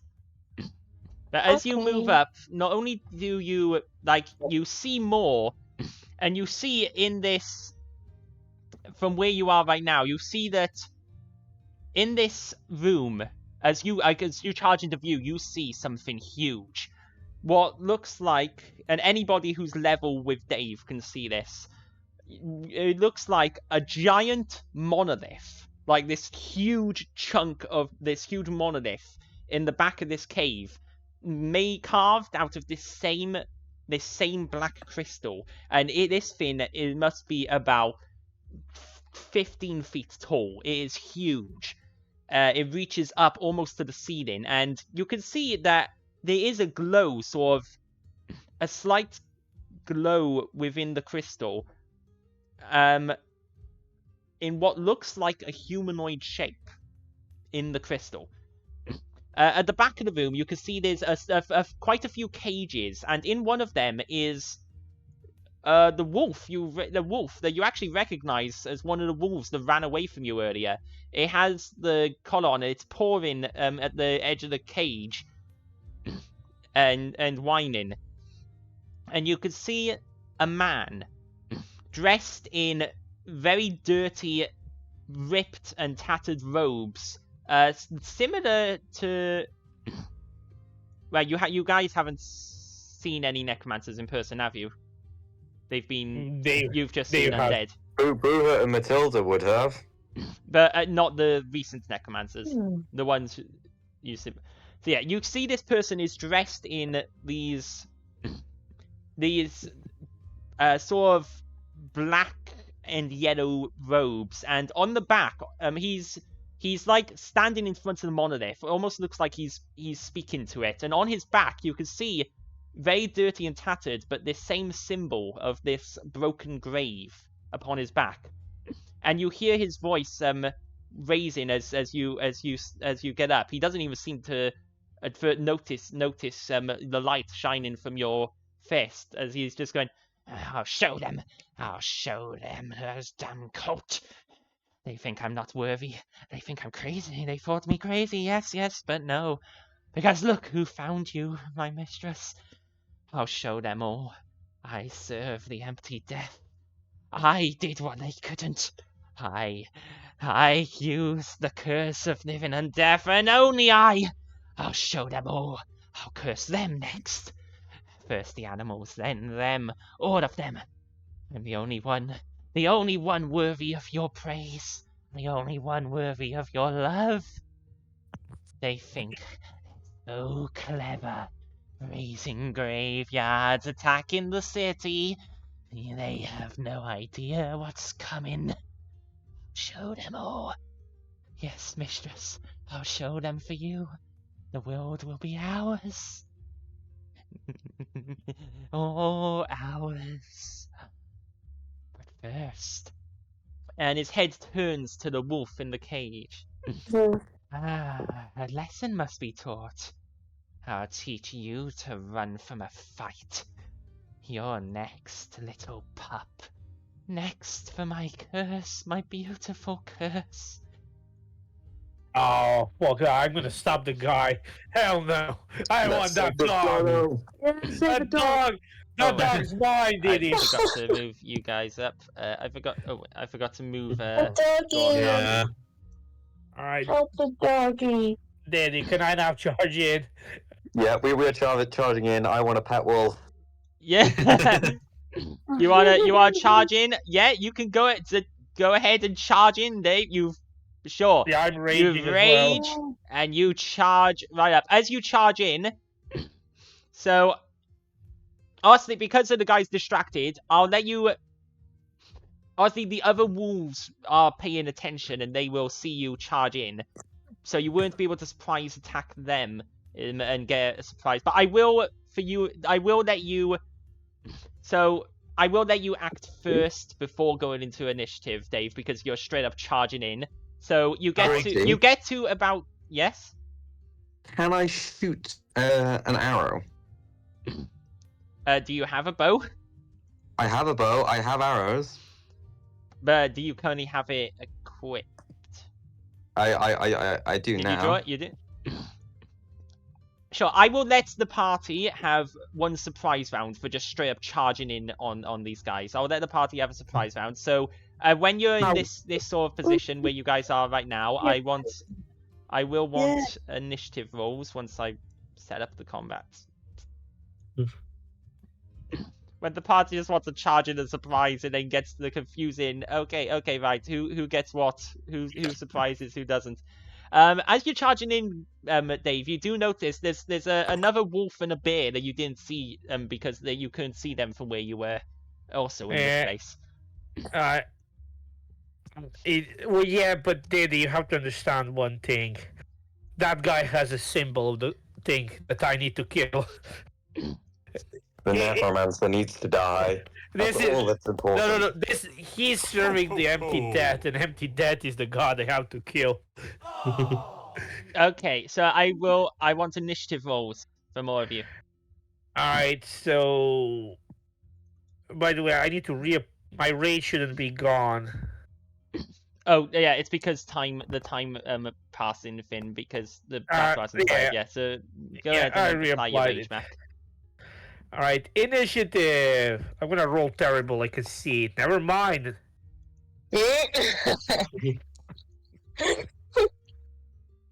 Me That's such a now. mood. Initiative. Roll for Gore. Oh wait, you can roll initiative with different, initiative rolls? Yes. If you're trying to surprise someone by being stealthy and sneak up on them and start a sneak attack, then you can roll stealth initiative when the battle starts and stuff, depending on what you're doing. Most of the time it's perception, dependent on certain things you can roll. For example, since Dave is kicking off this combat, I would allow Dave to roll his initiative with his attack if he wanted, with his attack roll, and have his attack roll be his Oh initiative. man, what situation would I be able to roll my initiative with engineering lore? Probably never. Or I start my combat with the initiative for medicine. Also so this wolf at the back is currently in a cage and not very happy. He's not restrained, but that's just to simplify that he's stuck in a cage. It's in a cage and it doesn't look very happy. You can also see that there were two wolves that escaped from you before, and one of the cages is open and it does have. There is one of these collars lying broken on the ground, and this wolf here does look from the fresh scar on it. It does look to be the second wolf that fled from you guys, but right now it's not fleeing. Yeah, because he is cursed. So, Dave, you're first in the surprise round. It's Dave time. Yes, it is. Dave time. All right.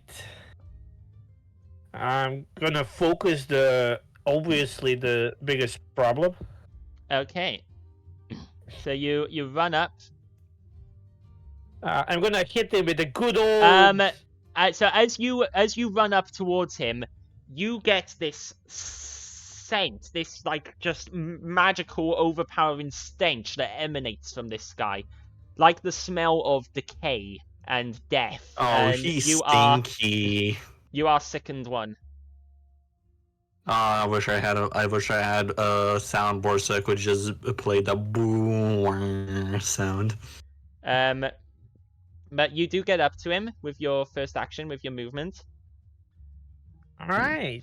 Well, I'm still gonna hit him with good old 1-2. Go ahead. Can I reroll that? You can hero point that if you want to. Definitely. Go ahead. Go ahead and hero point that. Alright, that's a 20. A 20, that does hit. Go ahead and roll damage. Right. And take a 24 to the face. 24 damage. You run up, smack him straight in the face. Alright, I'm gonna do it again. Go ahead.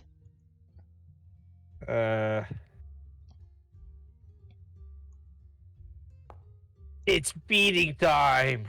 21. A 21 does hit, yes. 2d8 plus. That's a 12. Okay. You do a solid couple of hits on the guy. Yep. The guy has to die before he does shenanigans, and I don't like this thing either. So, leading the charge, can't do much more. Yep, you lead the charge up, and you full on, you just pummel him twice in the face, and already he's not looking very, very happy at all. You just straight up bring 2 fists into his face, and he stumbles back, coughing and spitting up blood. He is very much taken by surprise. Hello there. What are you doing? You're desecrating this place. I am designated. It's about to get a lot worse. Necromancer. Yeah, Boohurt, it's your turn. David's I let loose an arrow straight at the necromancer. Okay.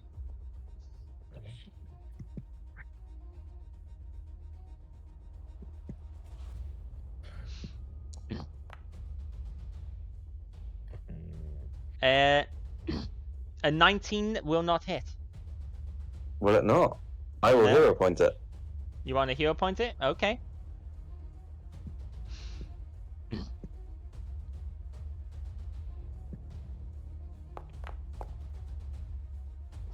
That's gonna hit. How about a 23. 23? Yeah, that will hit. He used to be a necromancer, but then he took an arrow to the face. 5 damage. Okay, so you let loose an arrow, and it sort of skims the necromancer, just past the necromancer, scratching him, but not much. He's like, ah. And that's your first action. How far can I throw the bottle of lightning? The range for the bottled lightning is it's a range increment of 20 feet, so you can throw it. You can throw it further than 20 feet, but it'll just have a -2 penalty.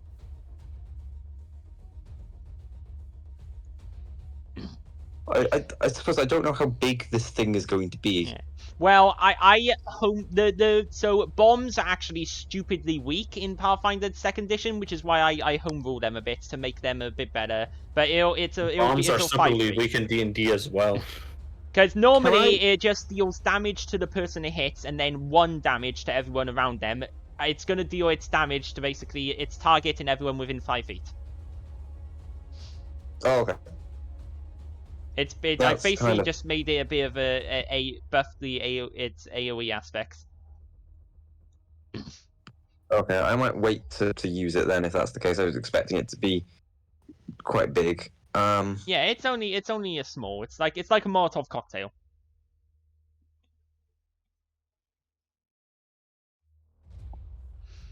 Boohurt might then move up between those 2 wolves. Yeah, you wanna move up after you've done your shot. Do you have the speeds to move up there? It's only 20 feet, so I should be able to hold them. Why have you moved Matilda up there? That's because you were there. That's 30 feet. There you There go. we go. What's your movement speed? And it's 20 or 25. I can't. Does the plate armor It's lower it? 20. Your movement speed is 20, and you were by there. That 20 feet gets you to there. I swear I made it. So if you were by there, 30 feet would get you to there. 20 feet. Okay. would get you to I did there. it. I was doing it in front of myself. Okay. Yeah, that's. I'll You measure shoot it. another arrow. I'll shoot another arrow at one of the wolves. Okay, which wolf do you want to shoot at? The one next to the necromancer. Yeah, okay.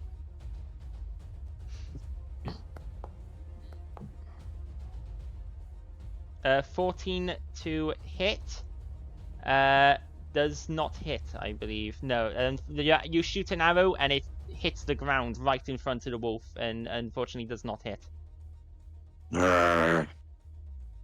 Maybe I'm not cut out to be an archer. So my last action, I'll can I for an action, will you let me put the bow away and draw sword and shield? Well, yeah, I mean, with the remaster, there is a new action that lets you literally store a held weapon or item and draw a different weapon or item. So you can put your bow away and draw your sword. And I'll let you draw your shield at the same time as you draw your sword. Oh, it's up to you. If you don't, I'll two-hand it. I'll let you do it. Okay, that's very kind of you. You don't get to raise it this turn anyway, so. No. The Boohurt is ready for battle. Yes, indeed. Makes it RP's turn. Fine. So Gore's back. You're in sort of an awkward position where you don't have. Yeah. Well, yeah, you'd be on Gore's space. Oh, I you do technically have, would be on top of him, so. Yeah, so you do have okay. you do have range on those guys. You can see them. Well, time to shoot at the necromancer. What's the range of your gun? 40. 40. Okay, so it'll be the second range increment, so we'll have a -2 penalty. Ah, so I'm not close enough, you're telling me. Well, you close enough to shoot, but it's just have a -2 penalty. Well then, why do that? You know, just hop off of a gore. Just 1, 2, and then suddenly, oh wait. I imagine I can be on top of Boohord because I'm small enough size. I can just be in between his legs. Yeah, you basically you can stand underneath Boohurt. Sorry, sorry, big guy. Just spread your legs a little bit. And just Yeah. kaboom. Last, go ahead. That hits. Mm-hmm. Roll damage. But non-critically. Not- Fuck it. not Hero critically. point. Not critical. Oh, okay.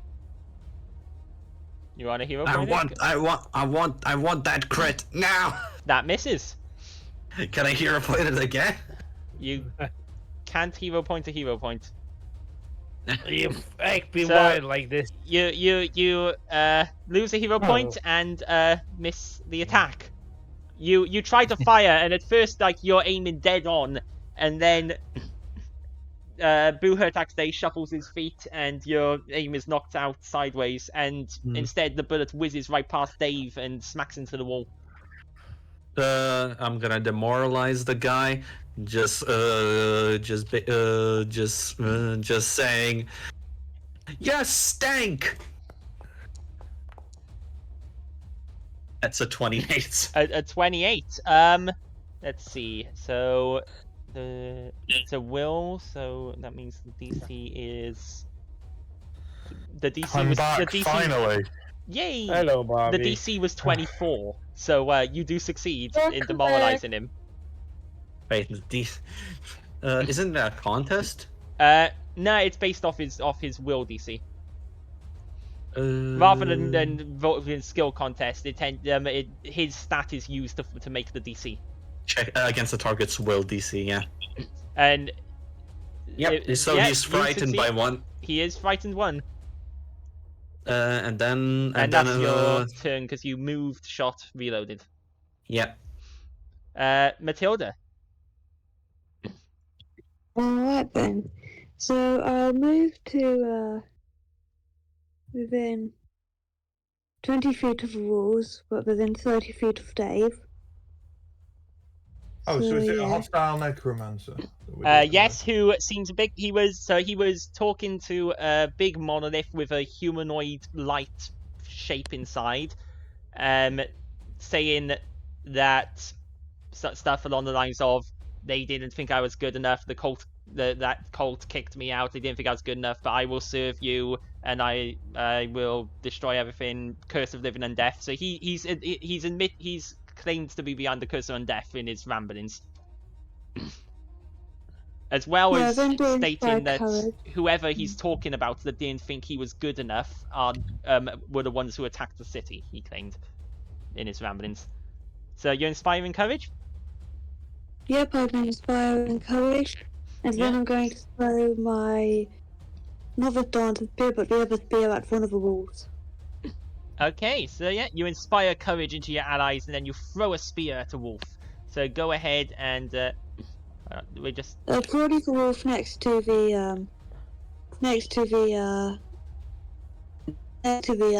necromancer. That's the word I'm looking for, yeah. Okay. Yeah, you throw the spear. It's thrown 20 feet, is it? Yeah. Mm-hmm. Also, another interesting thing about Bobby, the guy's stinky. Okay, so you... The guy really smells. You throw the spear, and it skitters past the wolf. Yeah, I'm gonna hero point that. Oh, you want to hero point it? Go ahead. Yeah, that's hero point it. That's with a 17. Almost better. I'm being called away again. Hold on. Okay, that does hit. So you roll damage.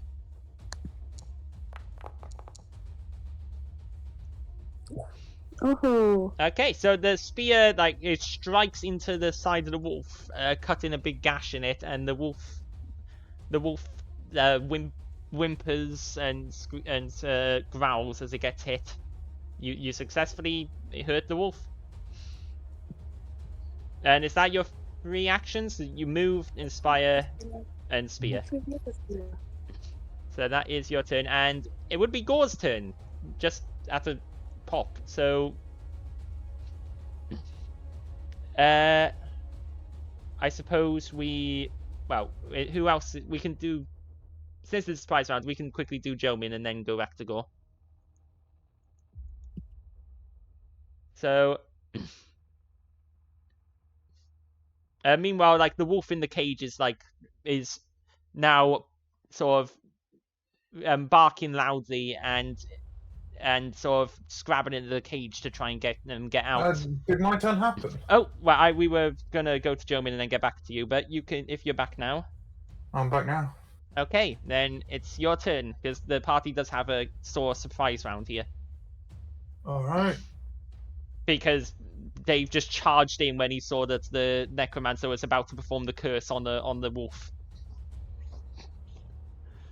So what does Gore want to do? RP is no longer on your back. That's fine.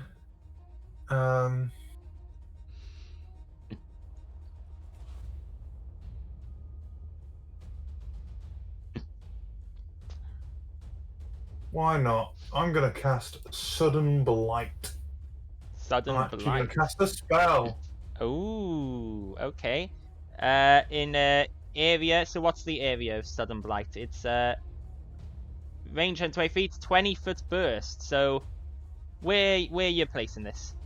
So I can center it. You have to center it obviously somewhere you can see. It's a 20-foot burst. It's a circle, right? Yeah.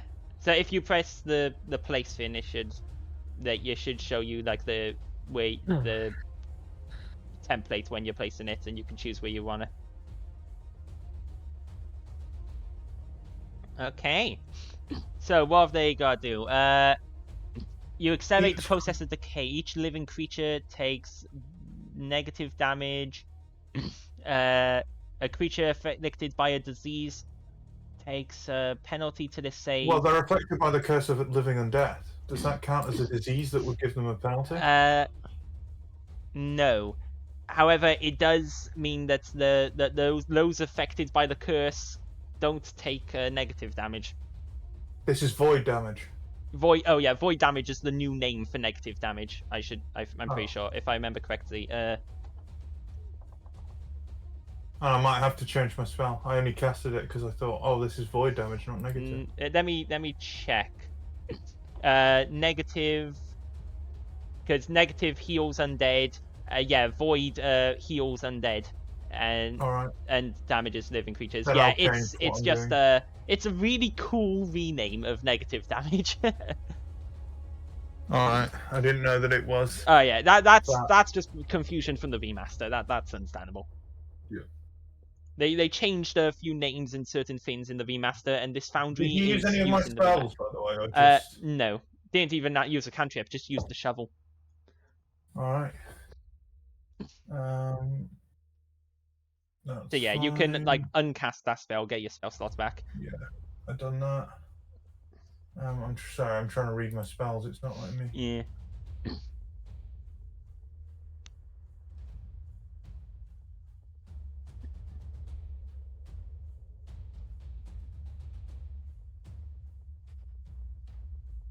Okay, Veil of Enfeeblement, enfeebles things. Yeah.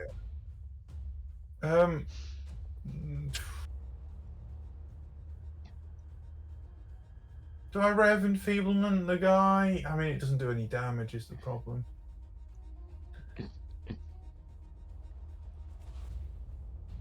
Yeah, so Veil of Enfeeblement is great against people who are strong and you want to zap their strength. You could also use it on things like the bear to zap their strength. Oh. Yeah. Because you can actually see the bear, although you'd need to get closer to do it. Yeah. Yeah.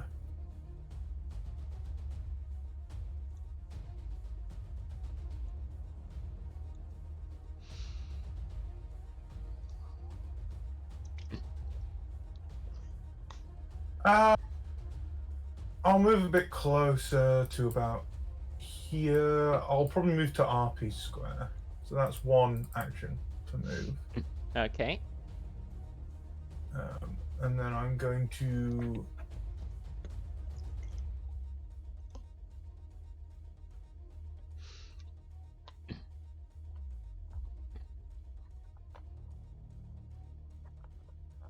So you move up to there for your first action.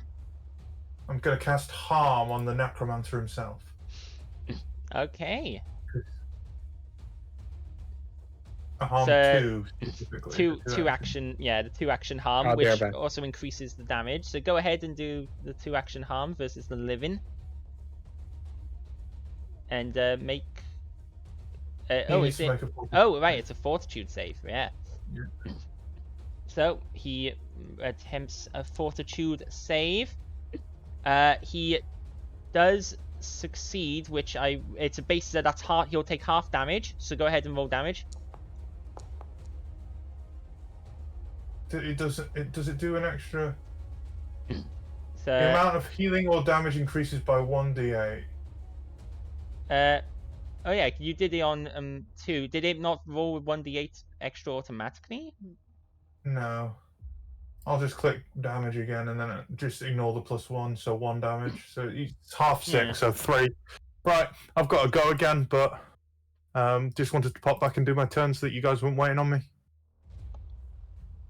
Okay, well, good. That's 3 damage to him. The other wolf tries to it's trying to get out of its cage. Jomin, it's your turn. Okay, it's Jomin time. It's Jomin time. Let's see. Oh, I should. Oh, how far am I? Oh wait, what did I do? Yeah, you're a little bit of a distance away. Okay, so how far am I from this guy, the evil, smelly guy? You are 50 feet away from him. Jesus. Okay. Okay. Let me see. I'm going to move. Ooh, can I not move? I want to move a little bit further up in my exact range. So how So far is it from me to you have 25 feet? 25 feet, so you can get up next to Matilda. There is the furthest you can get. Okay. And I want to cast Divine Lance at Stinky Man. Okay, go ahead with the attack roll. Okay. I want to cast it. It'll be good. Attack. Roll plus 11. A 24. A 24 to hit. That will hit, so go ahead and roll damage. Damage. 9 for damage. 9 holy damage. As you just blast this guy with your divine lance, and you just straight up blast him with this holy energy. As it hits him, he doesn't seem very happy with it. So, you evil fiend! I hope that Draig deals with you. What? He shouts out. That Draig deals with him. Draig deals with him. Yeah. Yeah. Yeah. Okay. Which makes it that's the end of your turn. Yep. Which means that yes. That is the end of the surprise round, and Dave. Now let me check with this second thing that he does to you stacks. No, you're just second one. Okay. Oh, Alright. welcome back. Dave, it's your turn. Eyes glow red. It's morbing time. 20. That does not hit. Didn't it hit before? As a bonus in the surprise round, his AC was lowered during the surprise round. Interesting. Alright, let's do this. You try to attack him, but this time he's ready for your first attack, and it misses. Oh, is that 28? Yeah.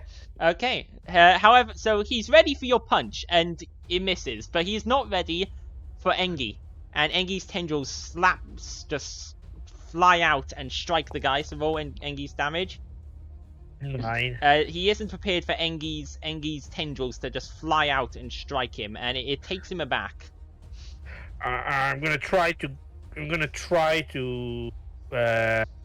grab the guy with the last one, which is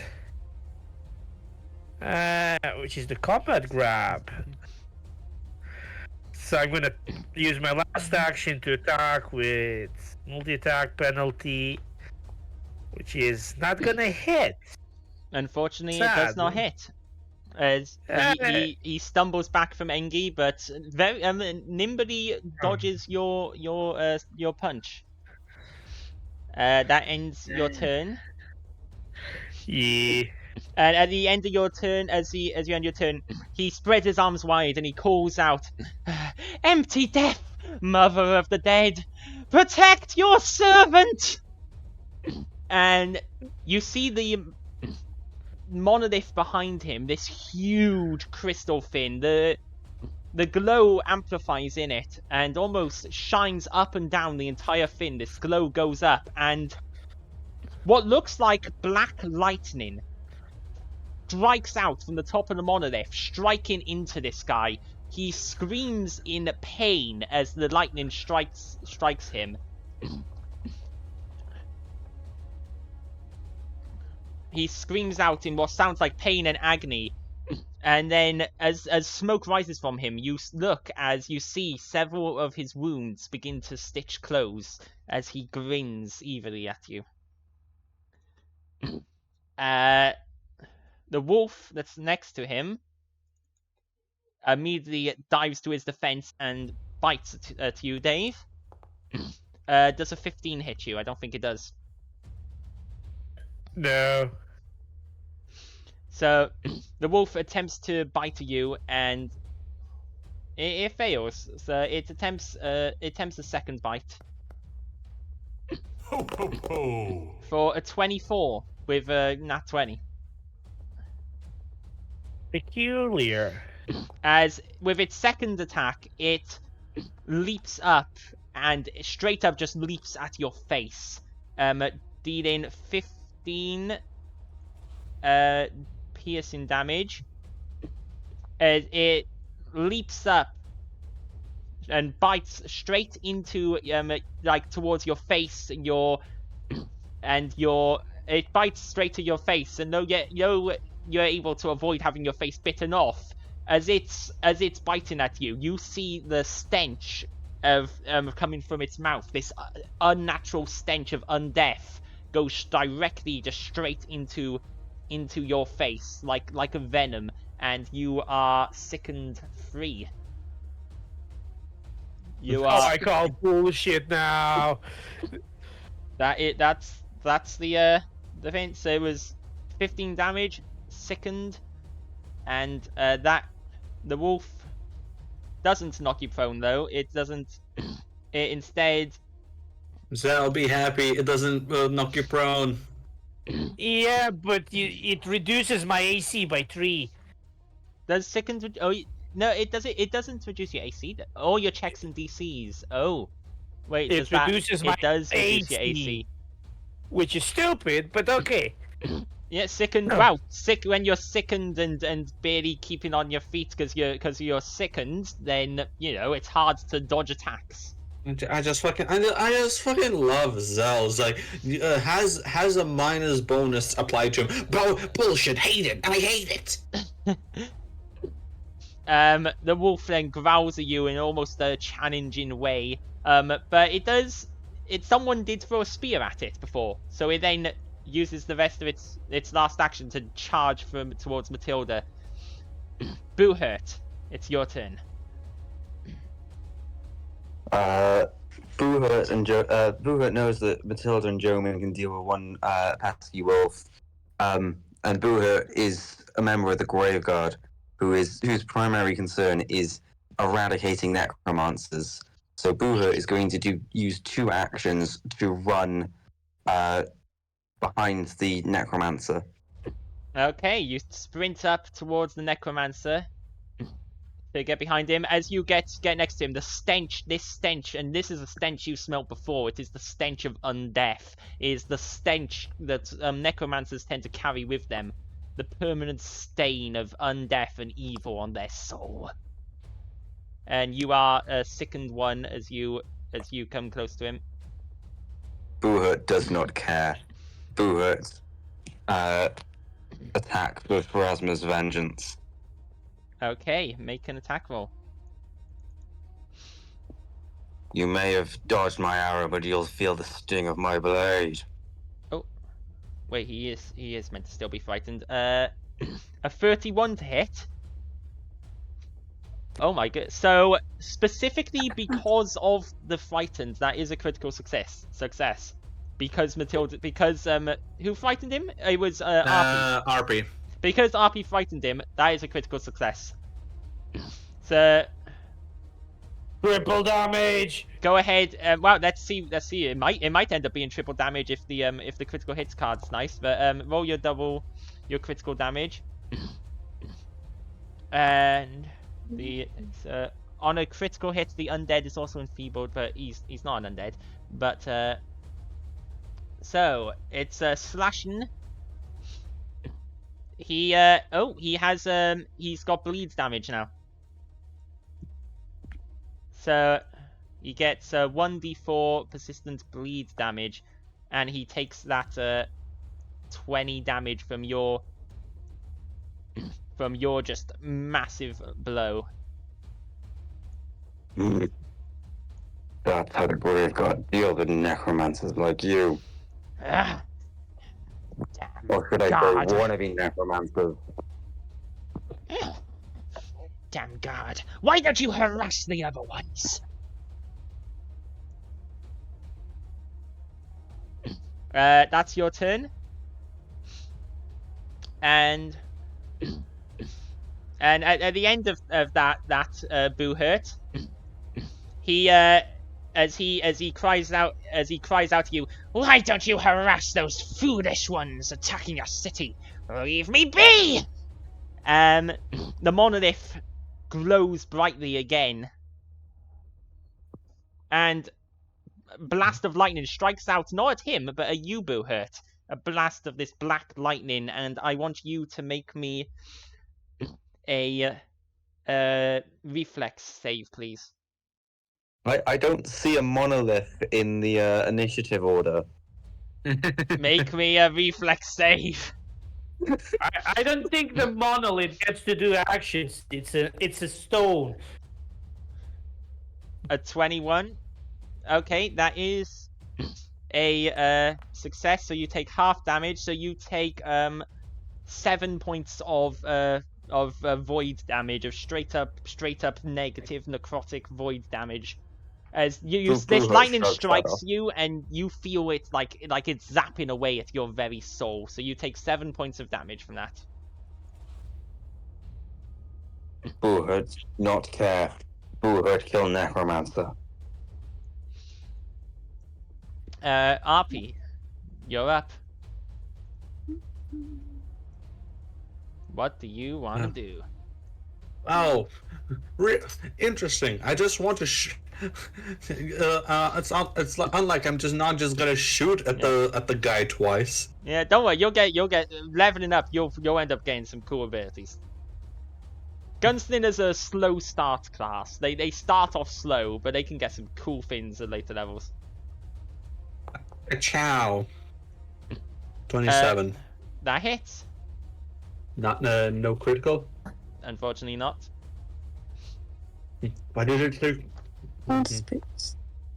Yeah. Okay. Just 3 damage. Nah. Yep. No. Ignore this roll. I wish you didn't ignore this roll, but ignore it. I clicked the wrong one. It was without the multiple attack penalty. 18. Okay. So your second shot doesn't hit, unfortunately. It almost. Oh, you want to heal a point? Okay. Yeah, I was gonna say it almost hits the monolith, but 24. Yeah, that'll hit. More damage. A further 6 damage. You put 2 shots into this guy. You do have to reload in between those shots. Yeah. Which obviously I will, but and I will demoralize the wolf that is in front of German and Matilda. Okay. Let me just do the demoralize, intimidation, unintelligible roll. 10. Now, as I say, stop that, you dog. The dog just doesn't pay any attention to you. It just growls. Okay. That's the end of your turn. As Matilda, it's your turn. And there's a wolf barking at your face. She tries to strike it with the dancer spear. Yeah, go ahead and make an attack.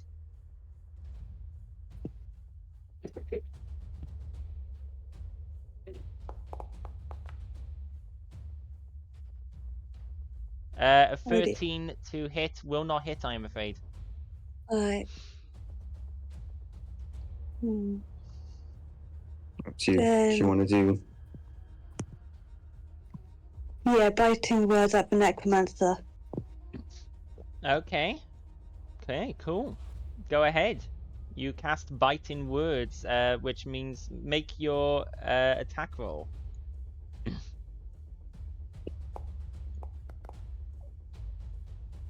Oh. That hits. Go ahead and roll damage. That's 12 sonic damage. So what do you say as you how do you cast this? We are the Grave Guard. You aren't good enough to be to be part of the real necromancers, and you will never be good enough. You are a failure and will always be a failure. At this point, give him extra damage. Yeah. Well, you see As the magic weaves his way in, he looks very angry, and you see blood start dripping out of his eyes. At this That's your point, turn. bring the guy an ambulance. Which makes it his turn. You dare mock me! He uses his first action. Do a 5-foot step to there. And he has all thoughts of... All thoughts... Oh, wait, you do have opportunity attack, don't you? Yeah, you know what? Go ahead and try. Go ahead. You don't... it's just a regular strike, isn't it? Well, you'd have a multi-attack. No, wait, multi-attack. Do you have multi-attack penalties on opportunity attack? I think I it don't does. know, you're the DM. I can't remember. Hold on, give me a second. There's a lot of rules to remember. No, your multi-attack penalty does not apply. I didn't think of that when he chose to. I will take his legs out from underneath him. No one harms my Matilda.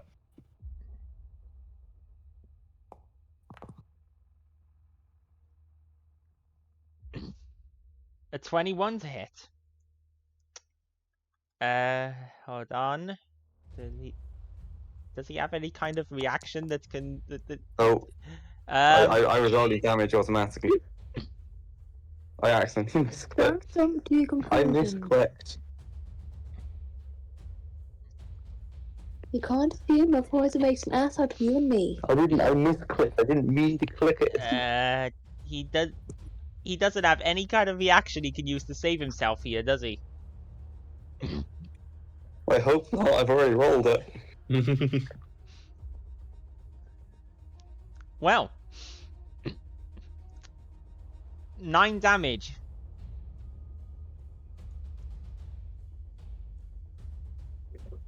He had 8 health, and I mean, I considered having him be saved on 1 HP so that he could do what he was gonna do, but honestly, that's on me for forgetting you had opportunity attack. So, Forty, I am sorry, but So- never turn your back on Great what he was about to do is he was going to lightning bolt everybody in this line here.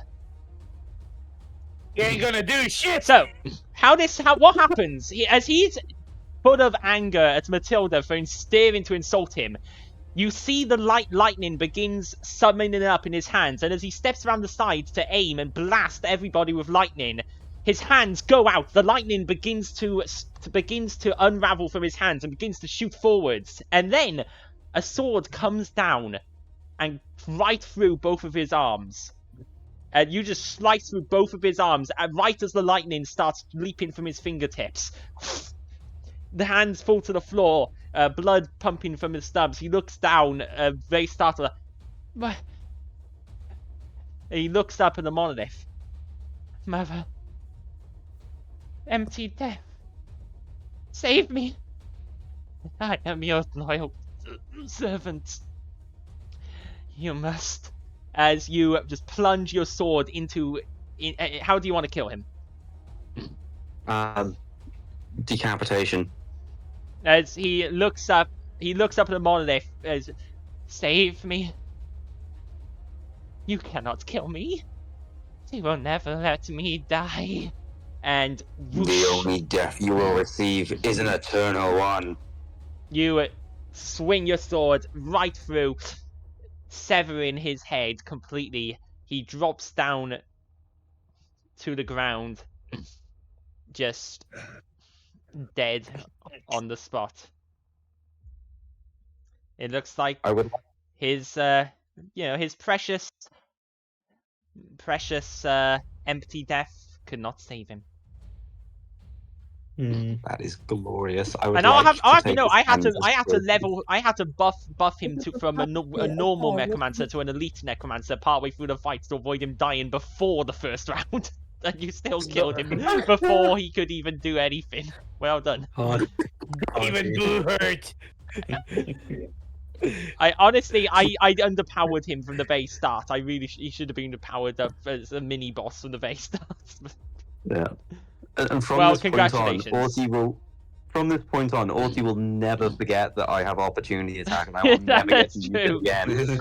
Well, the necromancer dies. Jomin's jaw just dropped. This powerful necromancer who was able to cast a curse that no necromancer has ever cast, and you just chopped his head right off.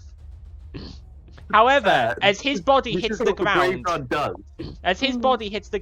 all 4 of the cursed animals all turn their heads towards Boohurt. Oh no! While no, the wolf in the cage, Ended. the wolf in the cage barks and rattles at the bars, and you see it like it looks happy. Oh. It is Gore's turn, Get that dog! and the necromancer takes an additional 3 bleeding damage at the end of his turn. He's dead, so that it just automatically rolled it. It just automatically rolled it at the end of his turn, even though he's dead. Blood squirting. Yeah. Yep. It'll be Gore's turn. So Gore will. RP's still not on Gore's back, is he? RP's. Yep. Nope. I imagine Gore will probably use his first action to pick up RP, second action to move, and third action to shovel.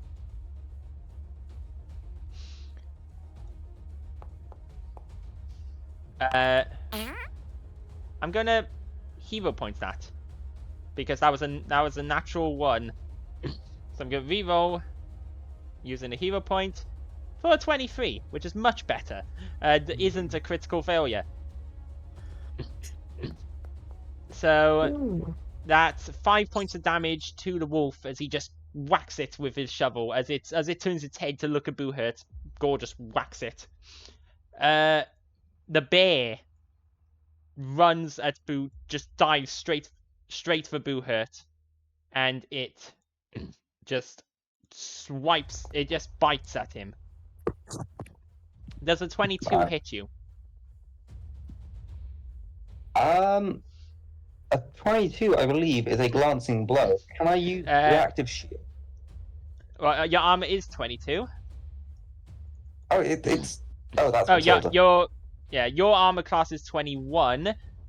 Reactive. Do you have reactive shield as well? You have shield block, which requires you to rate. Do you have you do have reactive shield. I have reactive. That will save you if you can use reactive shields to save you. Yeah.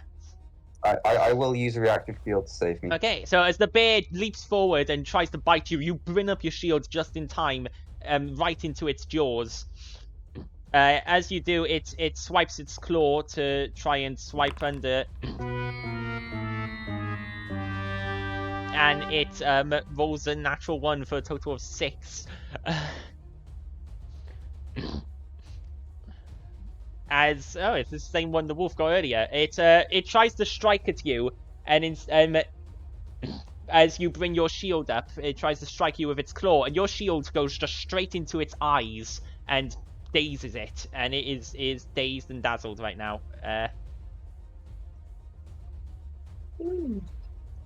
Boohurt is on a roll.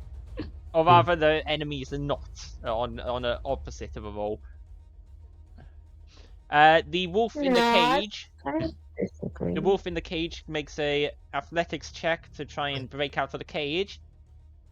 So the wolf in the cage sort of is smashing against the bars. It tries to break out with its first action, and its second. It's struggling, and it's not able to break out of the cage, and it's just sort of struggling against the bars. I'm not breaking out of my cage, and I am absolutely not fine. Yep, Jomin, it's your turn. Damn. Okay, so, how far am I away from the bear? You are 25 feet away from the bear. Okay, I want to... Ride my bicycle.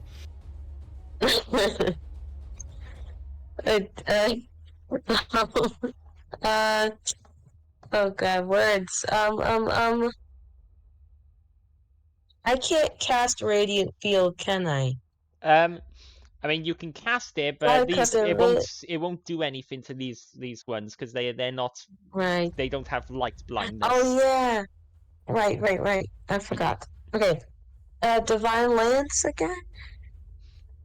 You can divine lance. You also have like spiritual weapon. You can also just run up and slash things with your enchanted sword. Yeah. I will use my sword and can I use my sword in the next turn? Yeah. So do you wanna divine lance the bear? Yes. Yeah, you can. Go ahead.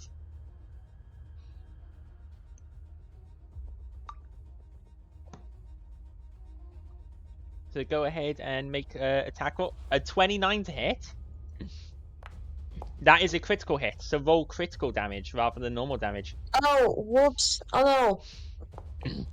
Because. no. Oh no. Oh no, Oh, no, that's not twice. that's not critical. Sorry. It's okay. Here we go. We'll remove those to make it easier. How do you do that? So. How do you do the critical damage? Press damage and then crit. Oh wait. Let me. Oh yeah, because it doesn't give you a critical choice when you press damage, does it? No, it doesn't. It will hold on. It will. Yeah, double damage. Okay, so just roll the damage and then we'll just double it manually. So roll the damage again. Okay. So it takes 20 damage. 20 just straight up holy damage from that, and it has a -2 penalty to AC and saves against your spells until the end of your next turn.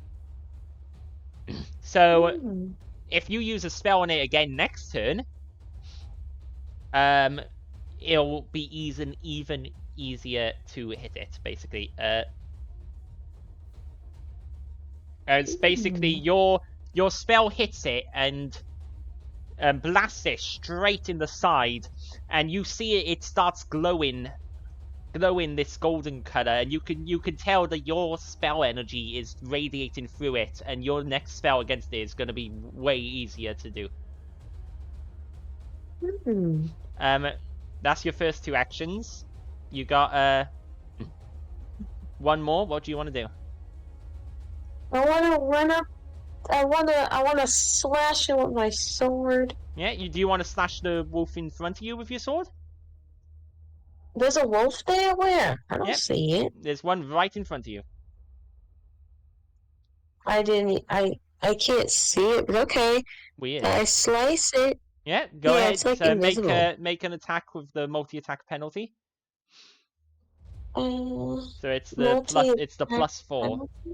MAP -4. The middle button. Oh. On your short sword. My short sword? Yeah, your magical enchanted short sword. So go ahead and make. Oh, what do I do? Yeah, so just click the +4 button on your character sheet where your short sword is. Under your actions. Oh, I'm not using my brain. It's okay. So a 23. Whoa. Okay, that hits. Go ahead and roll damage. Just normal damage. 6 damage. You stab at it, this creature, at the wolf in front of you with your sword, and you manage to deal a bit of damage to it. You stab it pretty badly, like straight into its flank.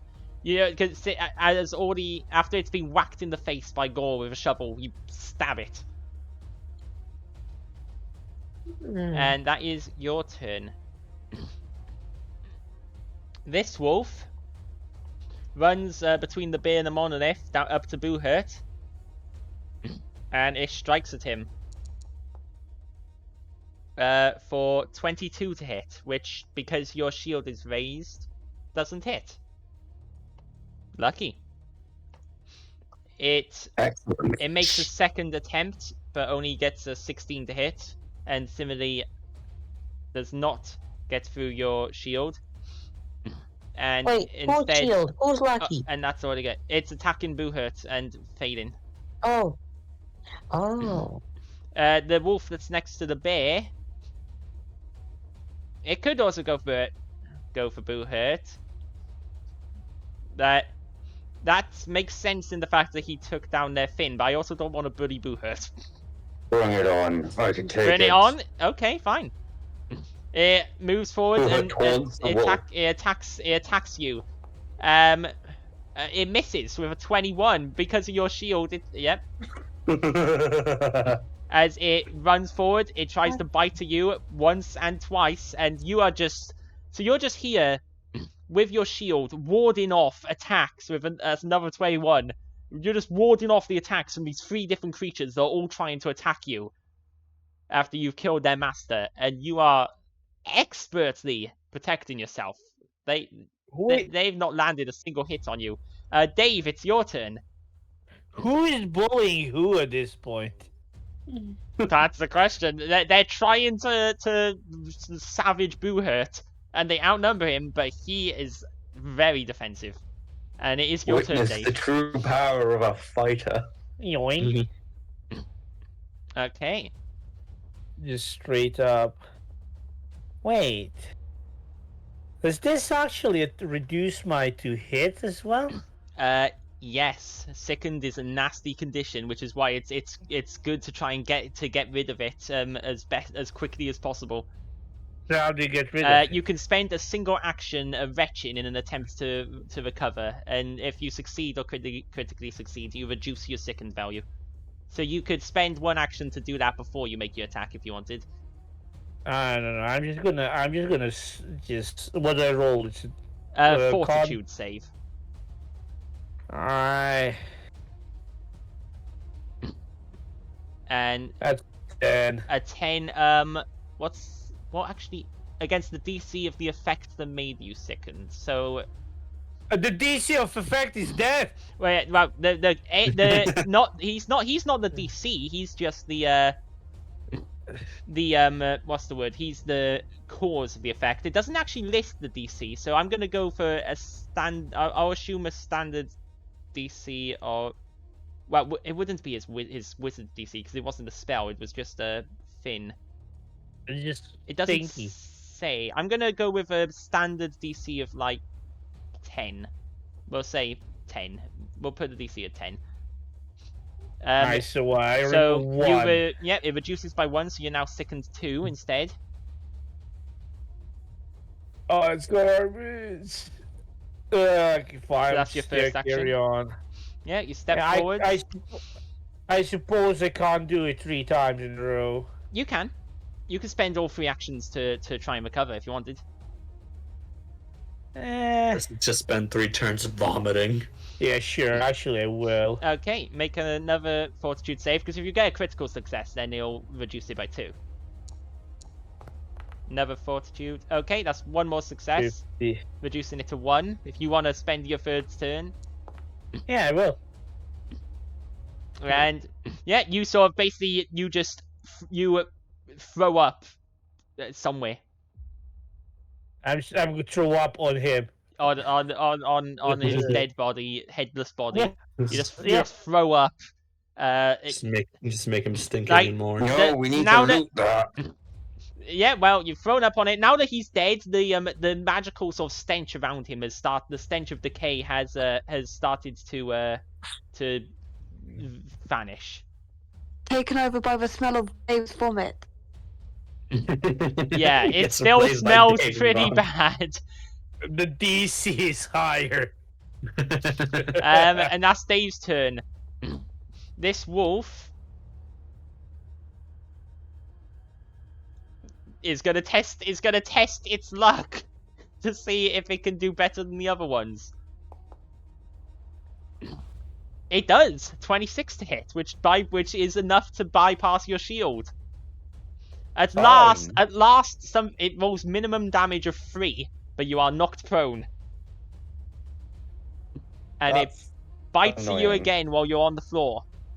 Finally, something is able to. However, its second bite does definitely miss.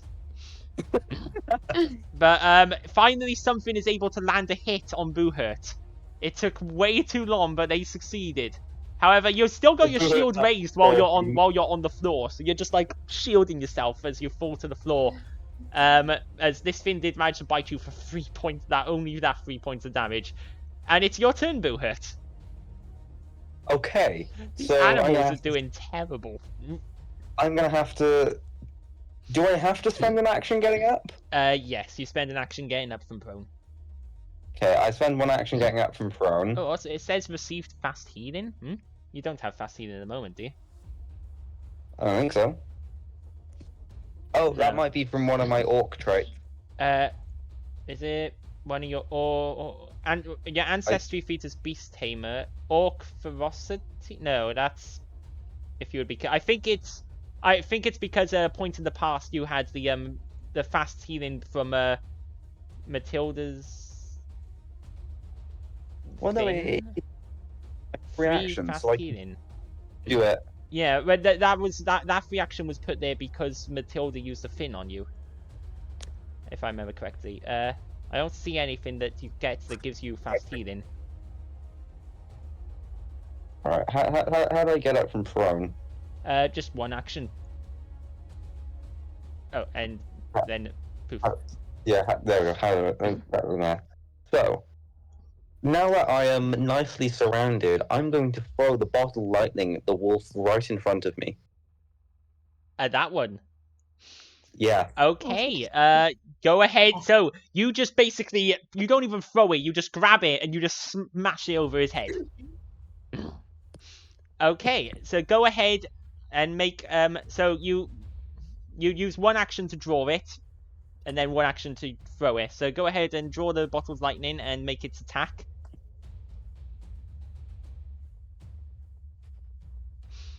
So...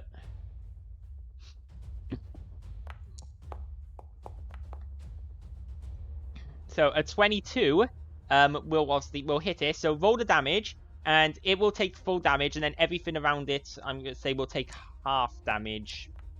Well, oh wow, everything around it will make us because see, normally it would deal splash damage to everything around it, but the splash damage is really weak. So it takes the full 11 damage, and everything around it will have to make a reflex save or take half damage, is how I'm rolling it.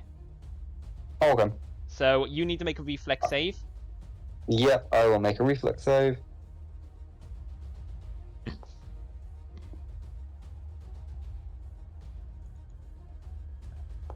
And the DC is going to be 20. Oh dear. So both of the other wolves succeed, but the bear and you fail. So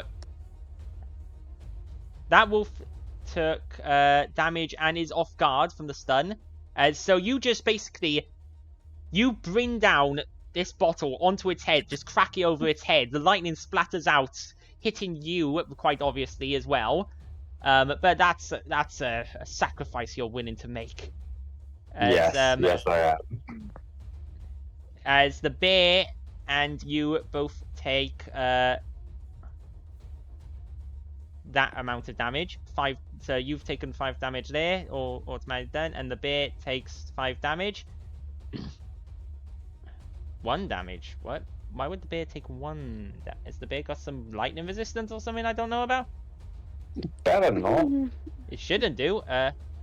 Why? Oh no, I clicked half on the wrong thing. On the I clicked it on the half of the splash damage instead. There we go, 5 damage. A bear with lightning resistance. Imagine that. That's called Walla Bear. So the lightning just splatters out and badly injures you and the bear, and the wolf that you cracked it over the head of is very unhappy. And that is your turn, and it is Arpy's turn. What does Arpy want to do? And this wolf is now off guard, which means its AC is lower.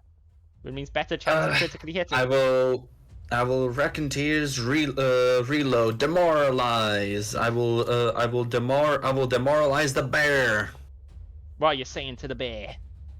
as I'm saying, you're too big in hair. Your fur's all matted up. Okay, well, even with the -4, for it not understanding you, that's still a critical success. Because that would be a 26. Actually, I don't think. Actually, wait. I actually gotta check. Did it actually apply the minus? It didn't, from what I can see.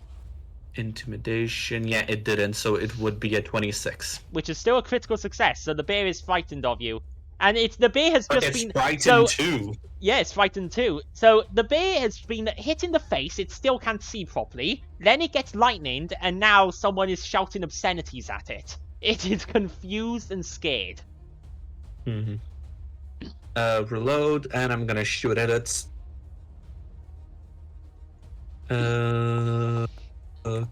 Ka-chow. Damn it, 16. That is actually a success because of the frightened. The frightened lower its AC to 16, so go ahead and roll damage. To 5. As your bullet then strikes the bear, and it strikes it like in the side of the head, and it wobbles to the side and sort of wobbles on its feet, and it's bleeding heavily. It doesn't look like it's long for this world. I'm gonna demoralize the wolf that got its face full of lightning. Okay, make the roll. Unintelligible. That's of course I roll high on these ones, but not on the damage. 21. A 21, and it's okay. That is a normal success. So it is also frightened. Yep, Similarly, it's also been blasted one. by lightning, and it is also now having obscenities shouted at it. What are you shouting at the bear and the wolf? I'm gonna well, that worked. I'm gonna say that wolf's fur is also matted. Its fur is matted. How horrifying! And that's the end of your turn, Matilda. What do you want to do?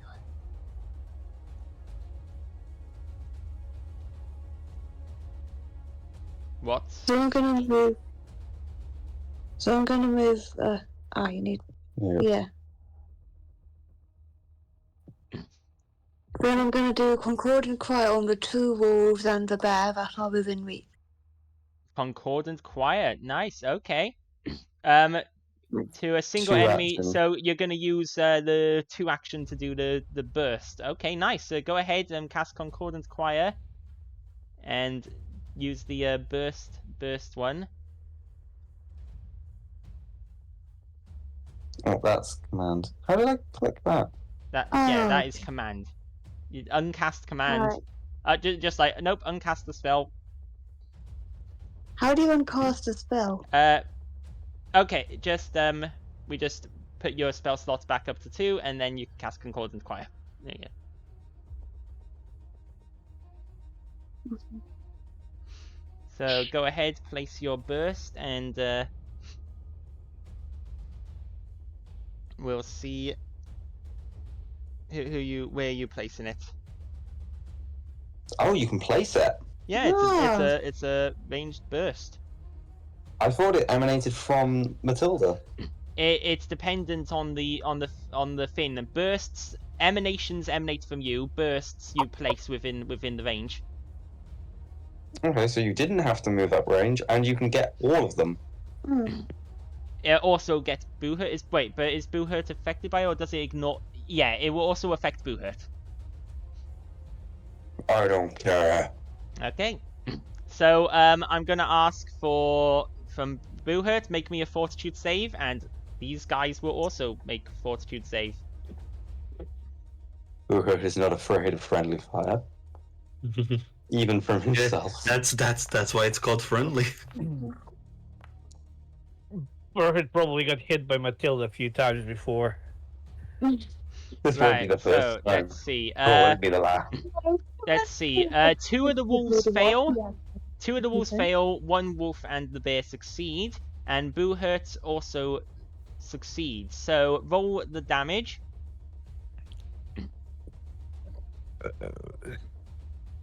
Go ahead and roll damage, and so 3. So Boo Hurt, for succeeding, you only take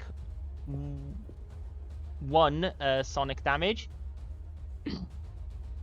And these 2 wolves that failed take 3, and the bear and the wolf that succeeded take 1. And does they have any other effect other than the damage? No, it just deals a nice 2d4 sonic damage. Nice. I have to say one thing. Yes. Cantrips in Pathfinder suck. This isn't a cantrip. This is a level 1 spell. It's even worse then. Well, it's 2d4 for a level 1 spell. Normally, level 1 spells in like D&D only do like 1 die of damage or so. In fact, cantrips cantrips in D&D do only 1 die of damage. These cantrips here are doing, well, although you are level 4, they're doing 2 dice of damage. The cantrips do. Yeah, but overall the damage sucks. Only when you cast it at a lower level against stronger enemies. Higher level spells can be can do more. I do more damage by slapping people, and that's without counting the gauntlets. Yeah, but that's because that's your whole thing. That was also just unfortunately low roll. It could have been 8 damage, in which case it probably would have killed at least one of the fins. In fact, it would have killed 2 of them. Oh yeah, so Boo Hurt, you no longer have that borrowed lightning. Yeah. So that's Matilda's turn. The Necromancer is dead. So it would be Gore's turn. And Gore will move up and smack the bear with a shovel. In fact, he'd move. He would probably move to here to be able to hit the others as well. He gets a critical hit on the bear. The bear is on 1 HP. So Gore runs up, and this bear, it has had a shield bashed into its eyes. It's been zapped with lightning. It's been insulted. It's been shot, and it has just been magically sonicked. And now this big grey orc comes along and just slams the shovel into its head, and there's just a sickening crunch, and the bear just flops to the ground dead. It's sleepy time. He turns the shovel onto the wolf with his final action, and does hit. So he deals 3 points of damage to the wolf as he just bonks it in the back. The bear's turn would be next, but it's dead. The caged wolf is still tries to bash out of its cage and break out, and is still seemingly unable, as it just keeps throwing itself at the bars. And as it throws itself at the bars, you hear like a whine from it, and it does look like it's injured itself from throwing it, trying to break out of this cage. And it looks like it's like injured its leg as it's trying to break out of this cage, and instead it just sits there and whines. Jomin.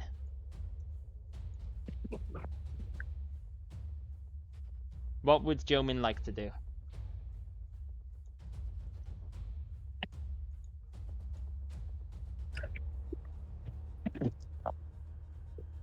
Oh dear.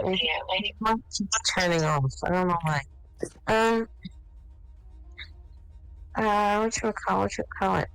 I'm gonna. That wolf that was next to me is still there? Nope, it's now down by Boo Hurt and very badly injured.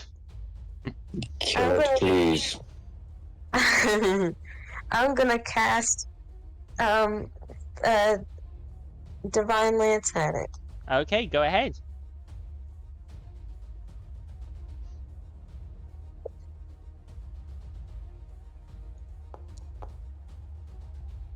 A 12 will not hit, I'm afraid, unless you want to hero point it. Hero point it. Go ahead and hero point it.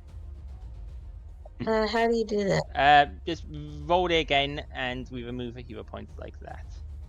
So roll the attack again.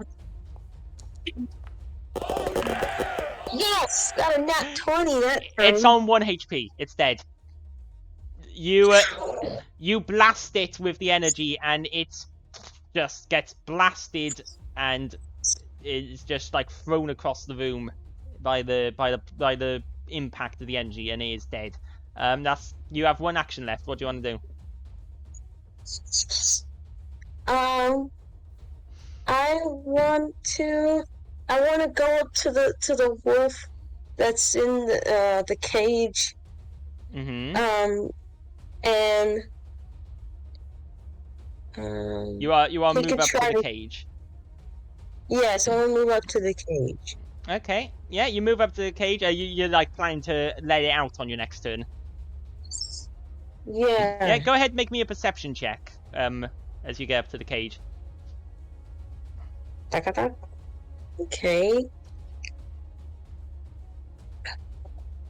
Beep beep. 17. Yeah, as soon as you get up to the cage, you can see there's a big padlock keeping the cage closed. It's a little rusty, it could be broken, but you also can notice that the key is really close by on the dead guy. However, Dave has thrown up on the key as well as the guy. Oh. So it's a bit of a gross key, but that's the key to the cage. Can I use my short sword or my shield or my warhammer to just break it off? You can on your next turn. Okay, I want to do that on my next turn. Wait. We're still fighting? There's two wolves left alive. I don't even see them. You can't see them? The enemies are just invisible to you? Yes. That's weird. Yeah, but there's two wolves alive, and this one, seeing Gore take down the bear, it clambers over the bear's body, not provoking an opportunity attack because it doesn't go that far, and it attacks Gore. However, with an 18 to hit, I'm not sure they actually will hit. Nope, it doesn't. It tries to bite a Gore, fails, and then just snaps at Boohurt on the other side. Boohurt, what's your armor class? 21? Right? 21 at the moment because I'm sickened. Okay. If it will hit me, I will use a reactive shield. Well, it doesn't hit you. It fails. If you weren't sickened, it would have been a critical fail. Do you want me to use a reactive shield? No, I think you can only use that when something hits you with an attack. No. This other wolf makes an attack at Boohurt for a 20 to hit, which will miss. Once again, Boohurt is untouchable. And then it sort of jumps to the side and makes a bite at Dave. Just biting wildly now. For Dave, what's your armor class? 20. Okay, it gets an 11 to hit. You ain't hitting thing. So it fails. Both wolves fail miserably, and I feel like maybe you guys are you just want to put them out to their misery. Oh, I want to heal the other wolf.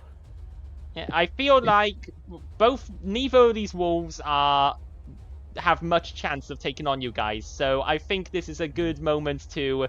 You've taken out the big fins. Over like less than a minute, you guys. If you don't want to play it out, there's no real point. You can just finish off the wolves.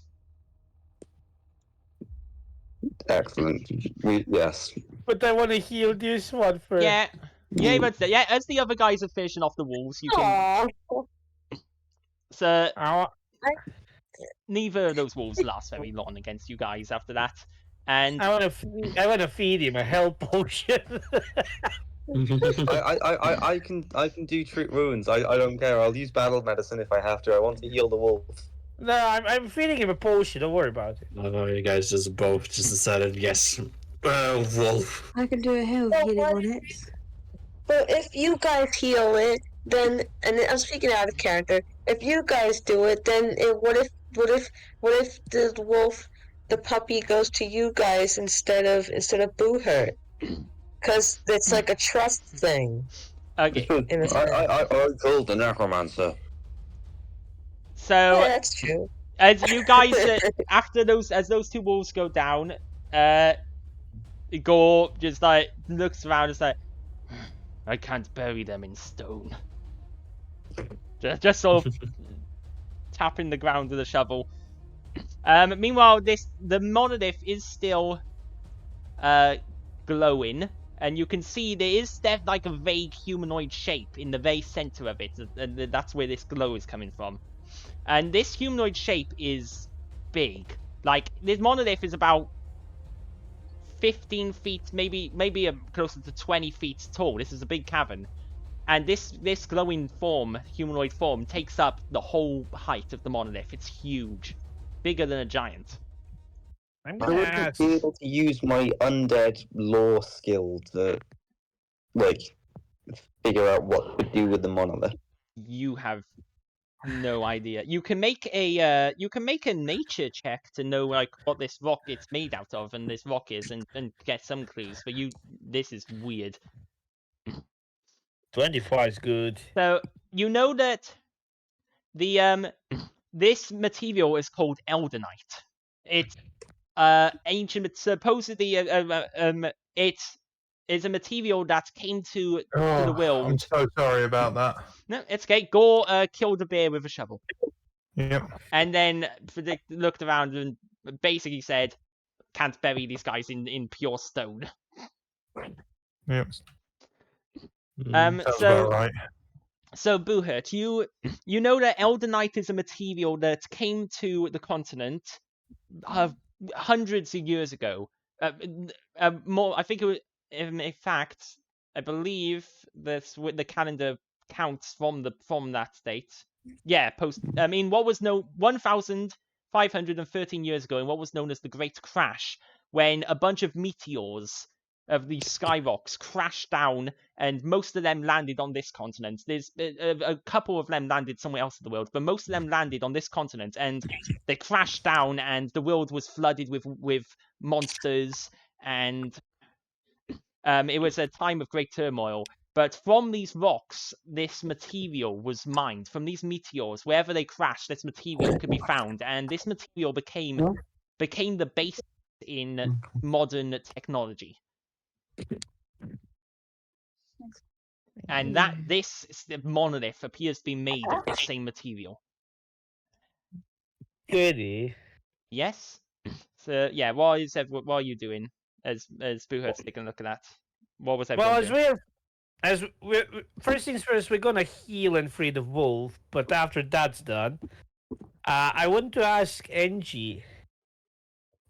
Is this one of the fallen ones? The fallen.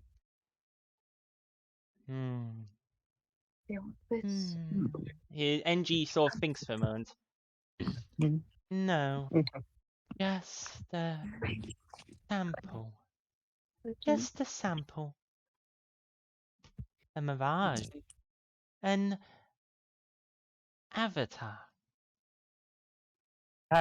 So what if we break it? Will it be gone? Very bad idea. So better idea to seal it. Do not touch. Leave it be. I roll insight on NG.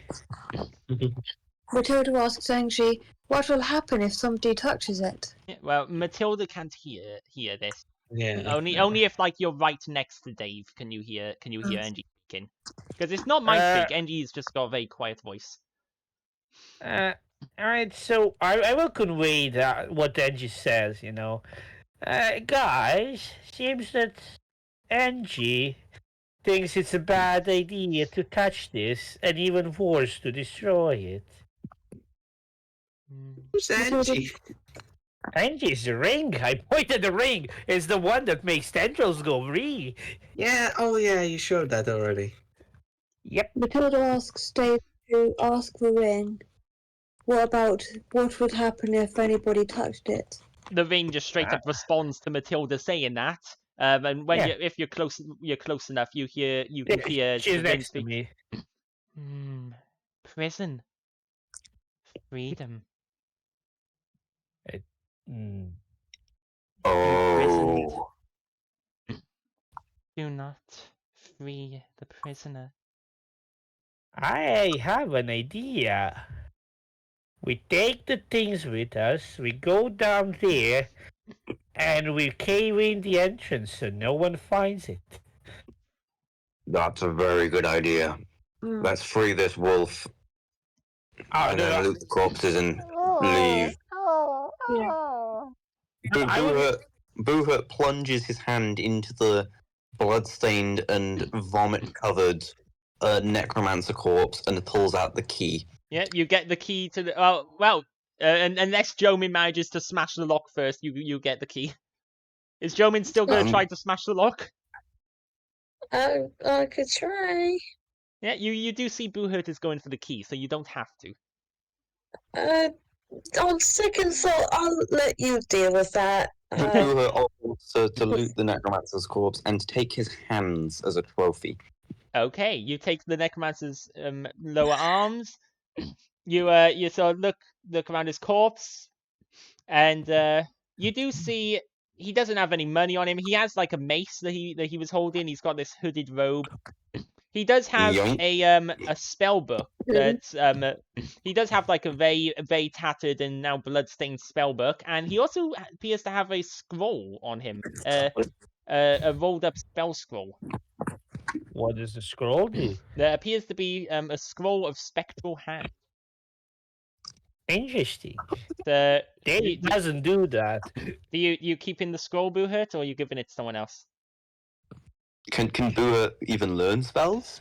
No, but you can cast. You can use the scroll to cast the spell from a scroll. The spell must appear on your spell list. So Boohurt can't use the scroll, but a spellcaster who has access to arcane spells can. Does Matilda have access to arcane spells? So let's see. Matilda's spells are. I'm trying to. They are occult, and Gore's spells are also occult, right? So and Jomin's spells are divine. Yeah, so no one in the party has access, but you could send it. I can always sell it to Tristan. Yep. Right, now that I've got this key, time to free this doggo. Yeah, so with the key, you manage to unlock the dog's cage, and it hobbles out, and it looks up at you, and I would like to use my healing thing. You'd like to. Yeah, what are you using to heal it? Bless you. What are you using to heal the dog? You're just your straight up first aid. Your medicine. Yeah, not battle medicine. My regular. Yeah, I've got healer's tools, so yeah, I can do a regular medicine. Yeah, go ahead. Make a treat wounds check.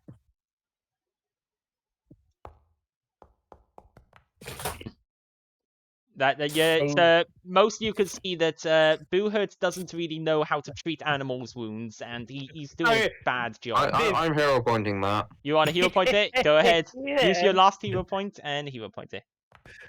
You can't do it worse. 14, it's better. And the DC is 15. Okay, fuck it, Daddy. I'm gonna feed the dog the potion of healing. Oh wait, I'm still sickened. Hold on. Yeah, it's hard to treat while you're woozy and stuff yourself, and Boohurt is not doing good at this. So Dave takes a healing potion and feeds it to the dog, to the wolf. I'm gonna throw up in the corner for a sec. Don't mind me. It's only 8, but doesn't matter. That's 4. That's 4. But it is enough. You see the wolf's injured leg heals up as you manage to heal it. What about Gore and RP? What are you guys doing? And Jomin? And what's everyone doing as this happens? Dave feeds the wolf a healing potion. The wolf drinks it, and then it licks your hand. I'm gonna pet the wolf, and I'm gonna remove the collars so it's free off. It seems to appreciate having the collar. Back. We hold Matilda arms on Boohurt's back, Rubs it and says, "Better let out the demons." Okay. Other teams. What the Gorn Arpy one doing? I'm also just like, what are they doing? Why are they not killing that wolf? The wolf is not cursed. It's a wolf. Oh.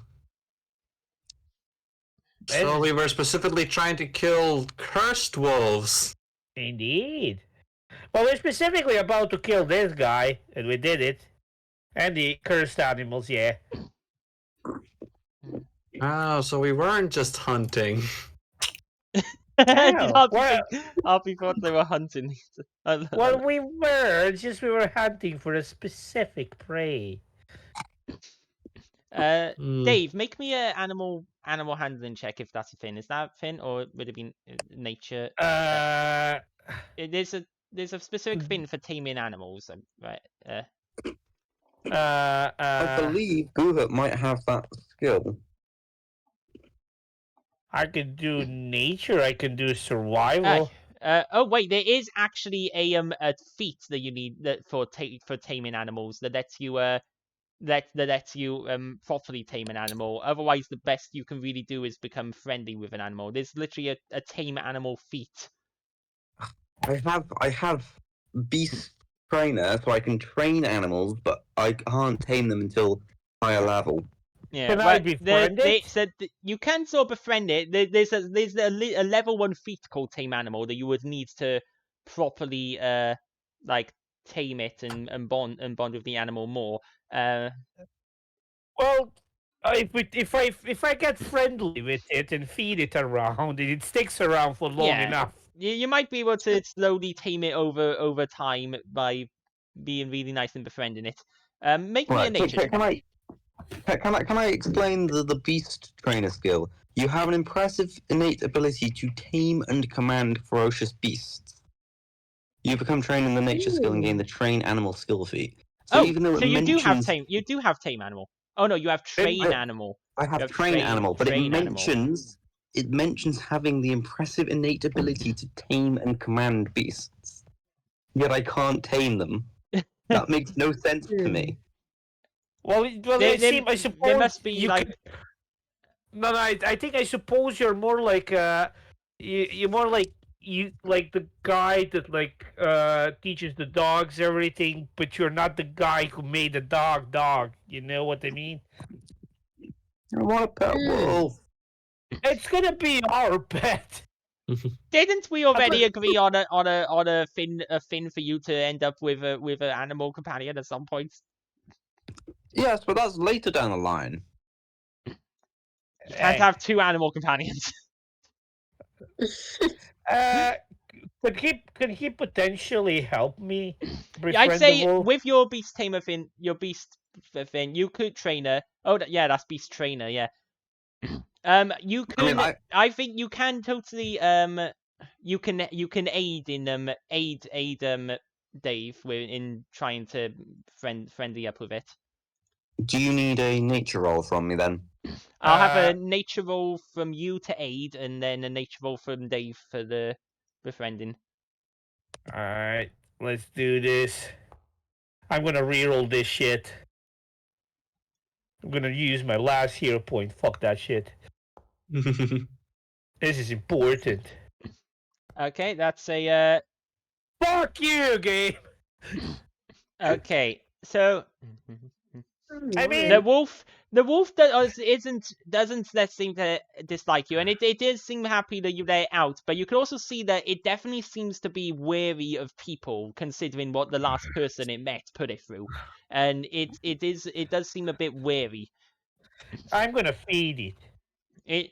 It does cautiously take the food, and it moves off a little bit to eat it, and it doesn't like run away. But it does seem cautious. It seems a bit cautious of you guys. And we're making progress, Boohurt.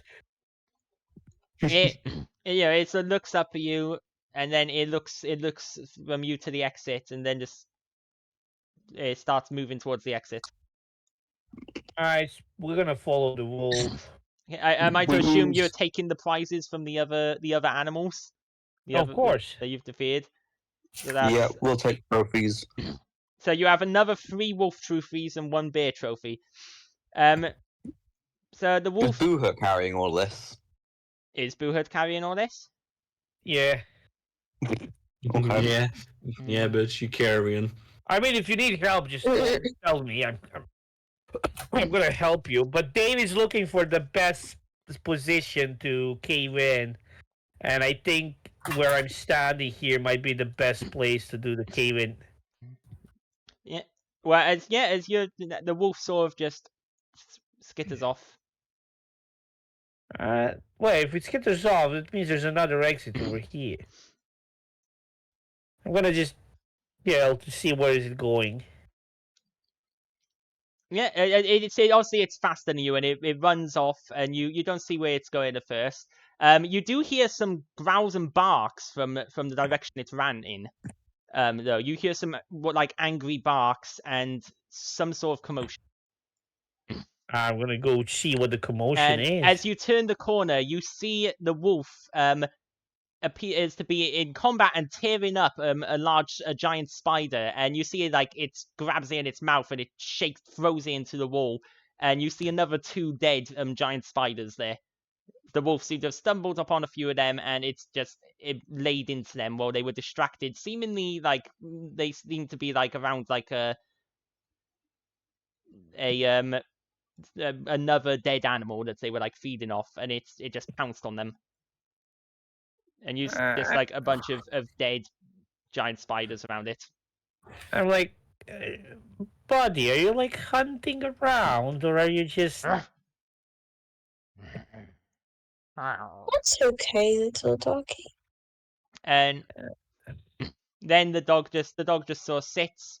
It looks quite pleased with itself. The wolf does. And I'm gonna praise the dog. Good job, but then it just goes away that way. Yeah. What's everyone else doing? Is everyone else also leaving the monolith, or? I don't know. Depends on where Gore's going. I will take the things from the spiders. Yeah, you take the fans from the spiders, and you've got some spider trophies. Fuck yeah, amazing. Well, I'm gonna go back to where the others are. All of these trophies. Unless the dog is going to hunt forward. The dog just started it skitters off up that way. Where are you guys? Oh, I kind of don't want.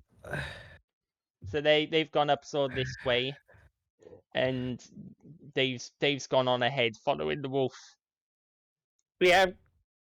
I'll kind of keep it up with the wolf for a bit. Of course, you can go deal what the others are doing as in following the wolf. Yeah, so as you follow the wolf, basically you follow it, and it gets to the exit of the cave, and it seems to just be leaving the cave and going back home, back out into the wild. I'm gonna pet the wolf, and I'm gonna respect its wishes. I'm not gonna stop it. If it wants to be free, it wants to be free. Yeah, it goes out into the freedom of the outside world. I want to go back here where the others are, however. Yeah, so what's everyone else doing? Caving in this tunnel. I'm just following the bad words. Yeah, as Dave has taken the light, so half of you can't see. Yeah, I'm coming back. The light walks away, and then the light comes back, and you guys can see again. I am the light bringer. I'm gonna with sad tone of my voice tell Booher that the wolf decided to leave. Let it be free. Of course. But you know what? We're not gonna let it be free. The bloody monolith. Aye. We're gonna cave in, place the dynamite here. Yeah. Okay. So, do you have dynamite? We had some on the cart. Did you bring it with you? The cart's very far away. The cart's far away. You didn't. Nobody said they were bringing the dynamite with them. You don't have the dynamite. Matilda would have brought the dynamite with her. Matilda is Would always she prepared have? for everything. She never said she was bringing the dynamite. You can't retcon that. Matilda brings This is not Blades in the Oh, Dark. why don't we use the dynamite on the necromancer? What? Yeah. You gave us bombs, of course we were going to use them. Yeah, you had some bombs, but no, you brought the things that you were bringing on your character sheets. Nobody said they were bringing the dynamite. Wait, did I even give you guys dynamite? I'm pretty sure there's some type of bomb. Maybe not dynamite exactly. You have alchemist fire, and thunderstones. Yeah, there's no dynamite. There's alchemist fire and thunderstones, which are types of bombs, but they're not enough to cave in a cave. And they're also still on the cart. Can I... let's see, I have an idea.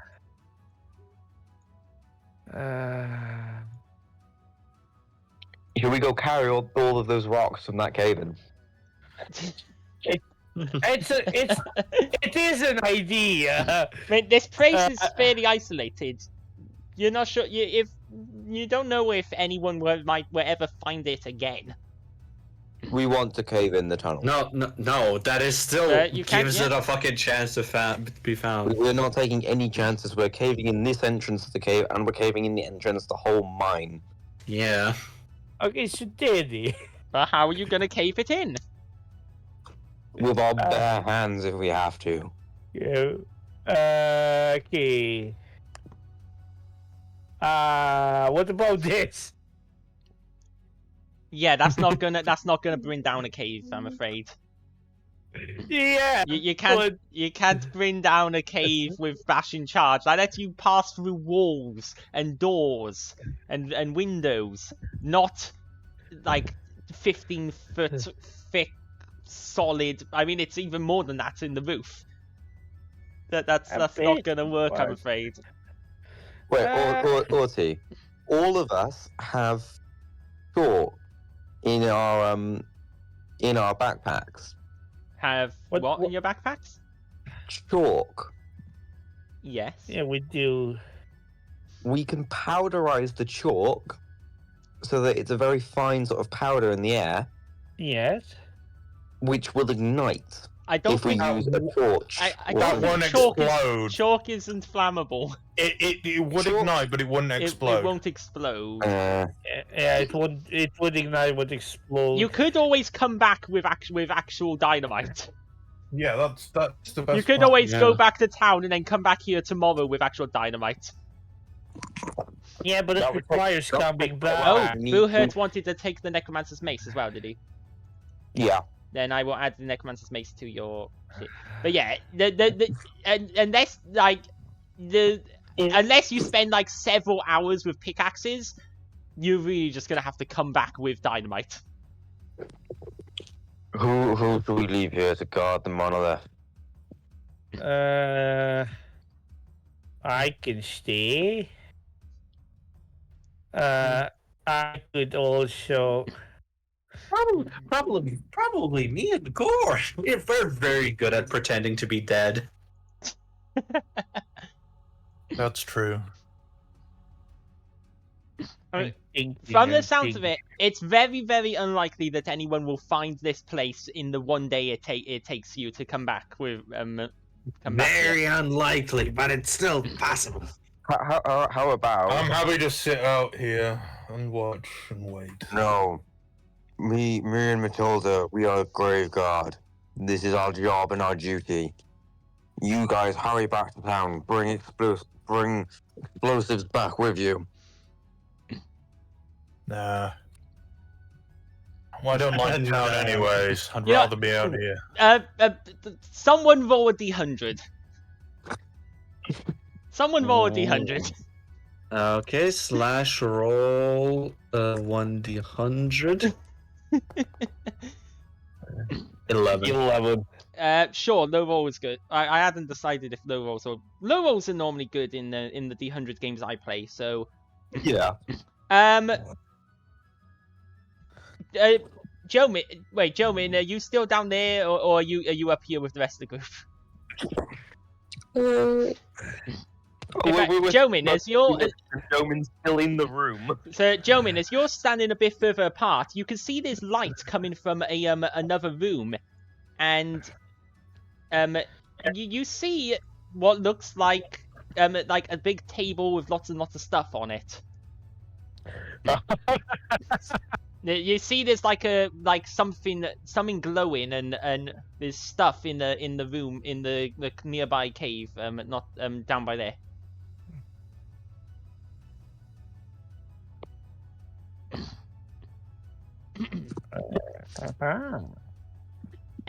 Do you want to investigate?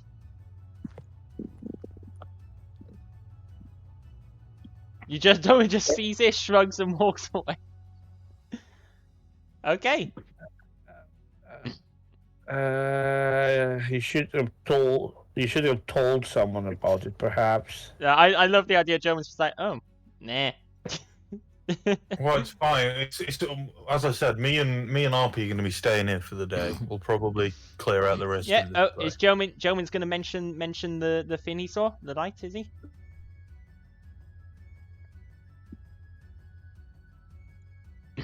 Okay.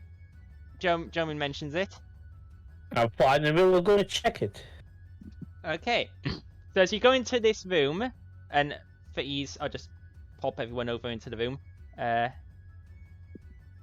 Woo! Some of you might end up in the middle of a wall, but we'll see. Okay. No one ended up in the middle of a wall. Good.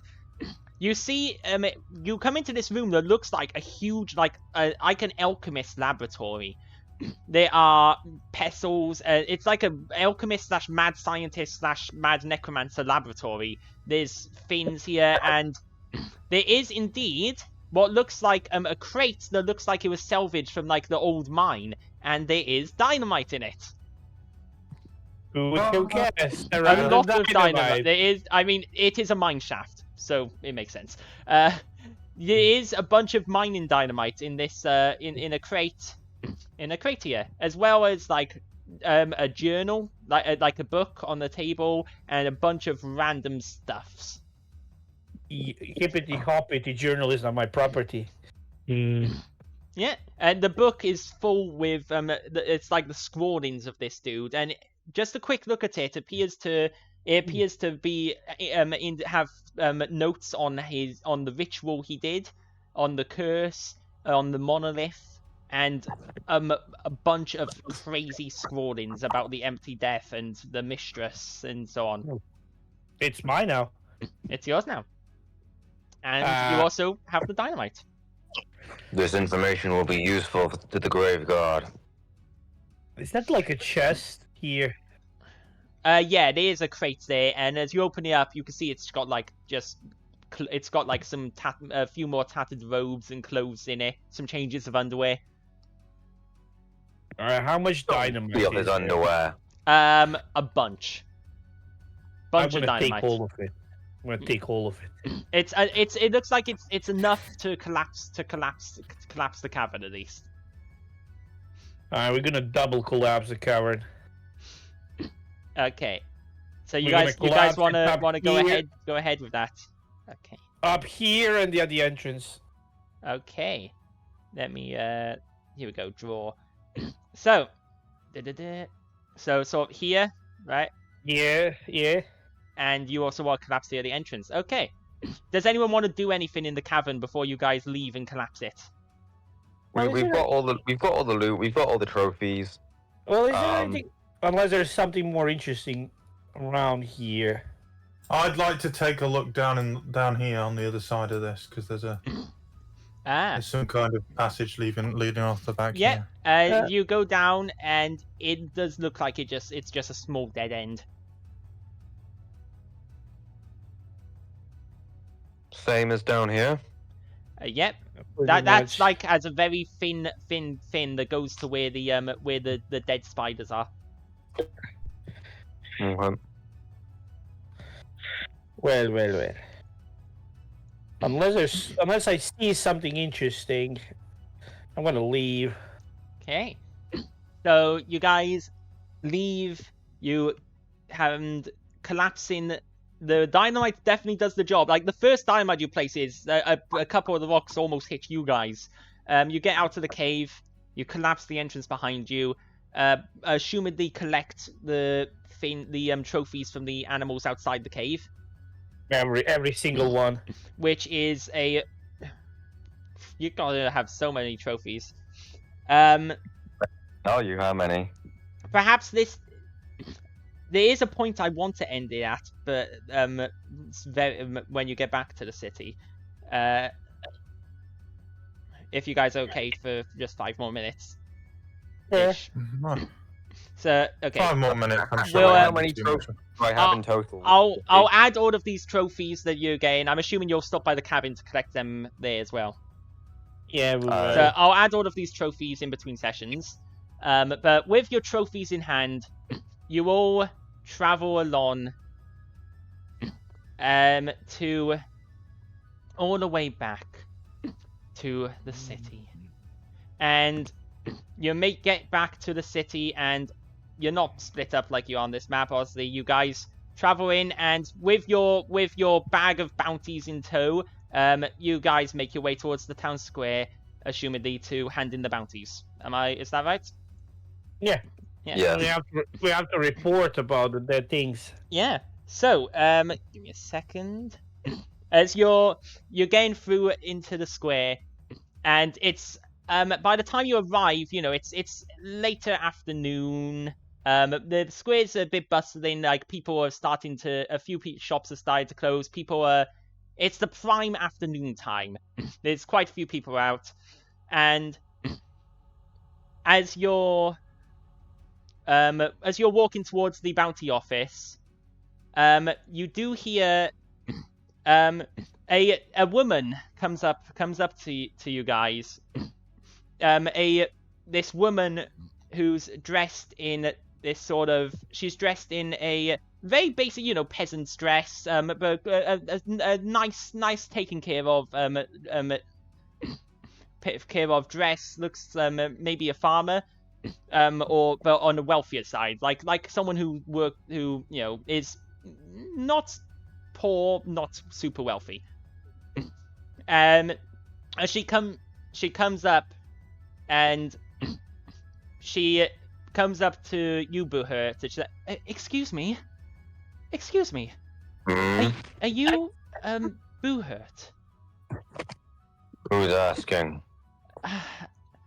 I just wanted to thank you.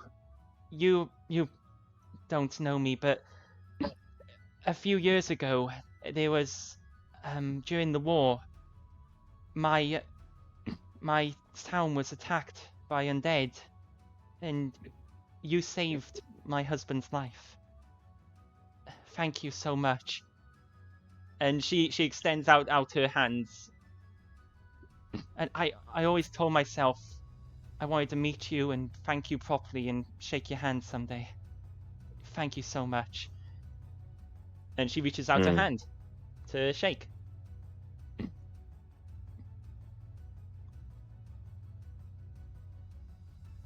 Why do I not trust this? Well, what do you do? Boohurt sort of just awkwardly stands there and does nothing.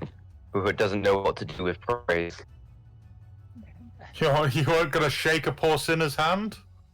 Give me a second. I need to find something. Can I do a perception check? Would Boohurt really be suspicious of someone coming up and thanking him? Yes. Yes, Boohurt has fought for a war. Boohurt only trust Tilda, that's it. You fought for a war mean... to protect these innocent civilians. Now she's just going to be a normal person, and you just made yourself look like a fool. I mean, she's clearly not, but it would be really funny if she was. Yeah, it would. I'm trying to find something specific. I just cannot remember. Just give me a second. I have to find something. While you decide what your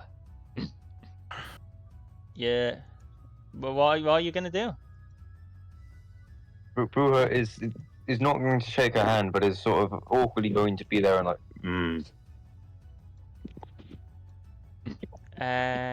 Okay, yeah, you don't shake her hand. That's okay. I need to find. There's something I've completely forgotten about. I'm trying to find. I've forgotten something. And it's a fin. Worrying how long it's taking to find whatever this is. I'm sorry. It's because it's something that's lost in my messages somewhere. I just need to find where is it? Where is it? I know I wrote it down somewhere. Okay,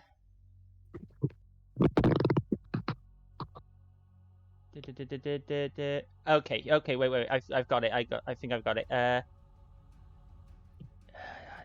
It was a name.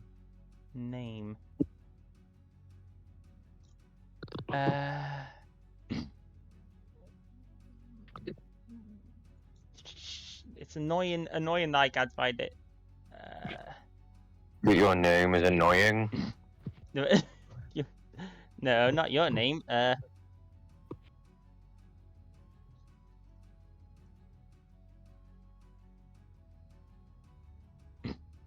It was.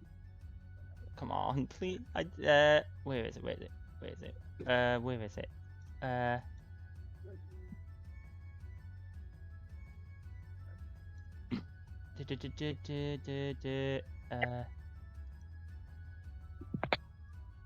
Come on. I apologize. In fact, I feel like I think I know what it is, but if I'm wrong, it's gonna be silly to have to retcon the name. Is it gonna end? By the way. Yes, session? I'm sorry. I'm trying to find the. I was trying to find the name. I think I remember the name actually. If I'm wrong, then well, just retcon it. What's it? The name is Bob. So, you say you're not shaking her hand, and she lowers her hand a bit, but she instead steps forward and she just like goes to wraps her arms around you like in a hug, and as she does so, a raven. I assume we're all here. Yeah, you're all here.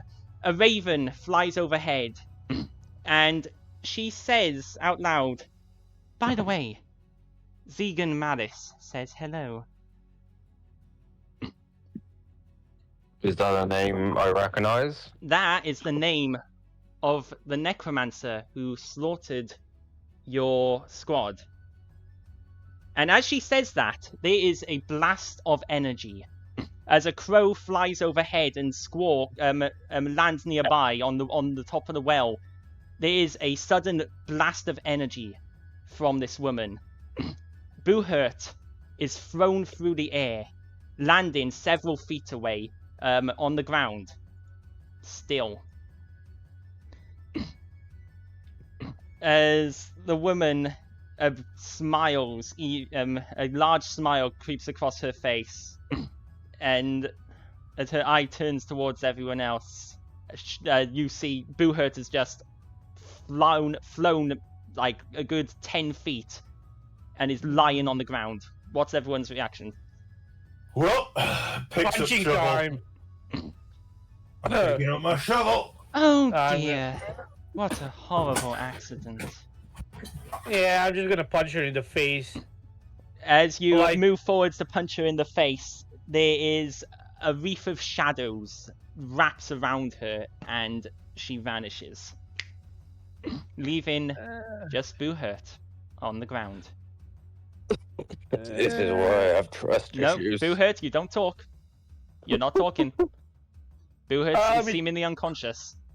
Let me check what's wrong with Buhurt then. Yeah, you get up to Buhurt, and it doesn't even take a check to realize that he's not breathing. What can we get him back? There is no pulse. There is no breath. Nothing. So he just instantly dies. And that is where because- we are going to end today's session. The reason he instantly died is because Diddy knows we've got like 3 people who are really, really good at healing. So if she goes, oh yeah, no, he's like close to death, we'll be like, okay, right, we'll fully heal him in like 2 seconds. That is where, as we are ending today's session. I hope everyone enjoyed. Oh. It was interesting hunting. And I'm sorry it took me so long to remember and find that name. Thank you, everybody. This went a bit later than intended, but thank you all for coming on. Thank you to our viewers for watching, and we'll see everyone next time. Bye. Bye.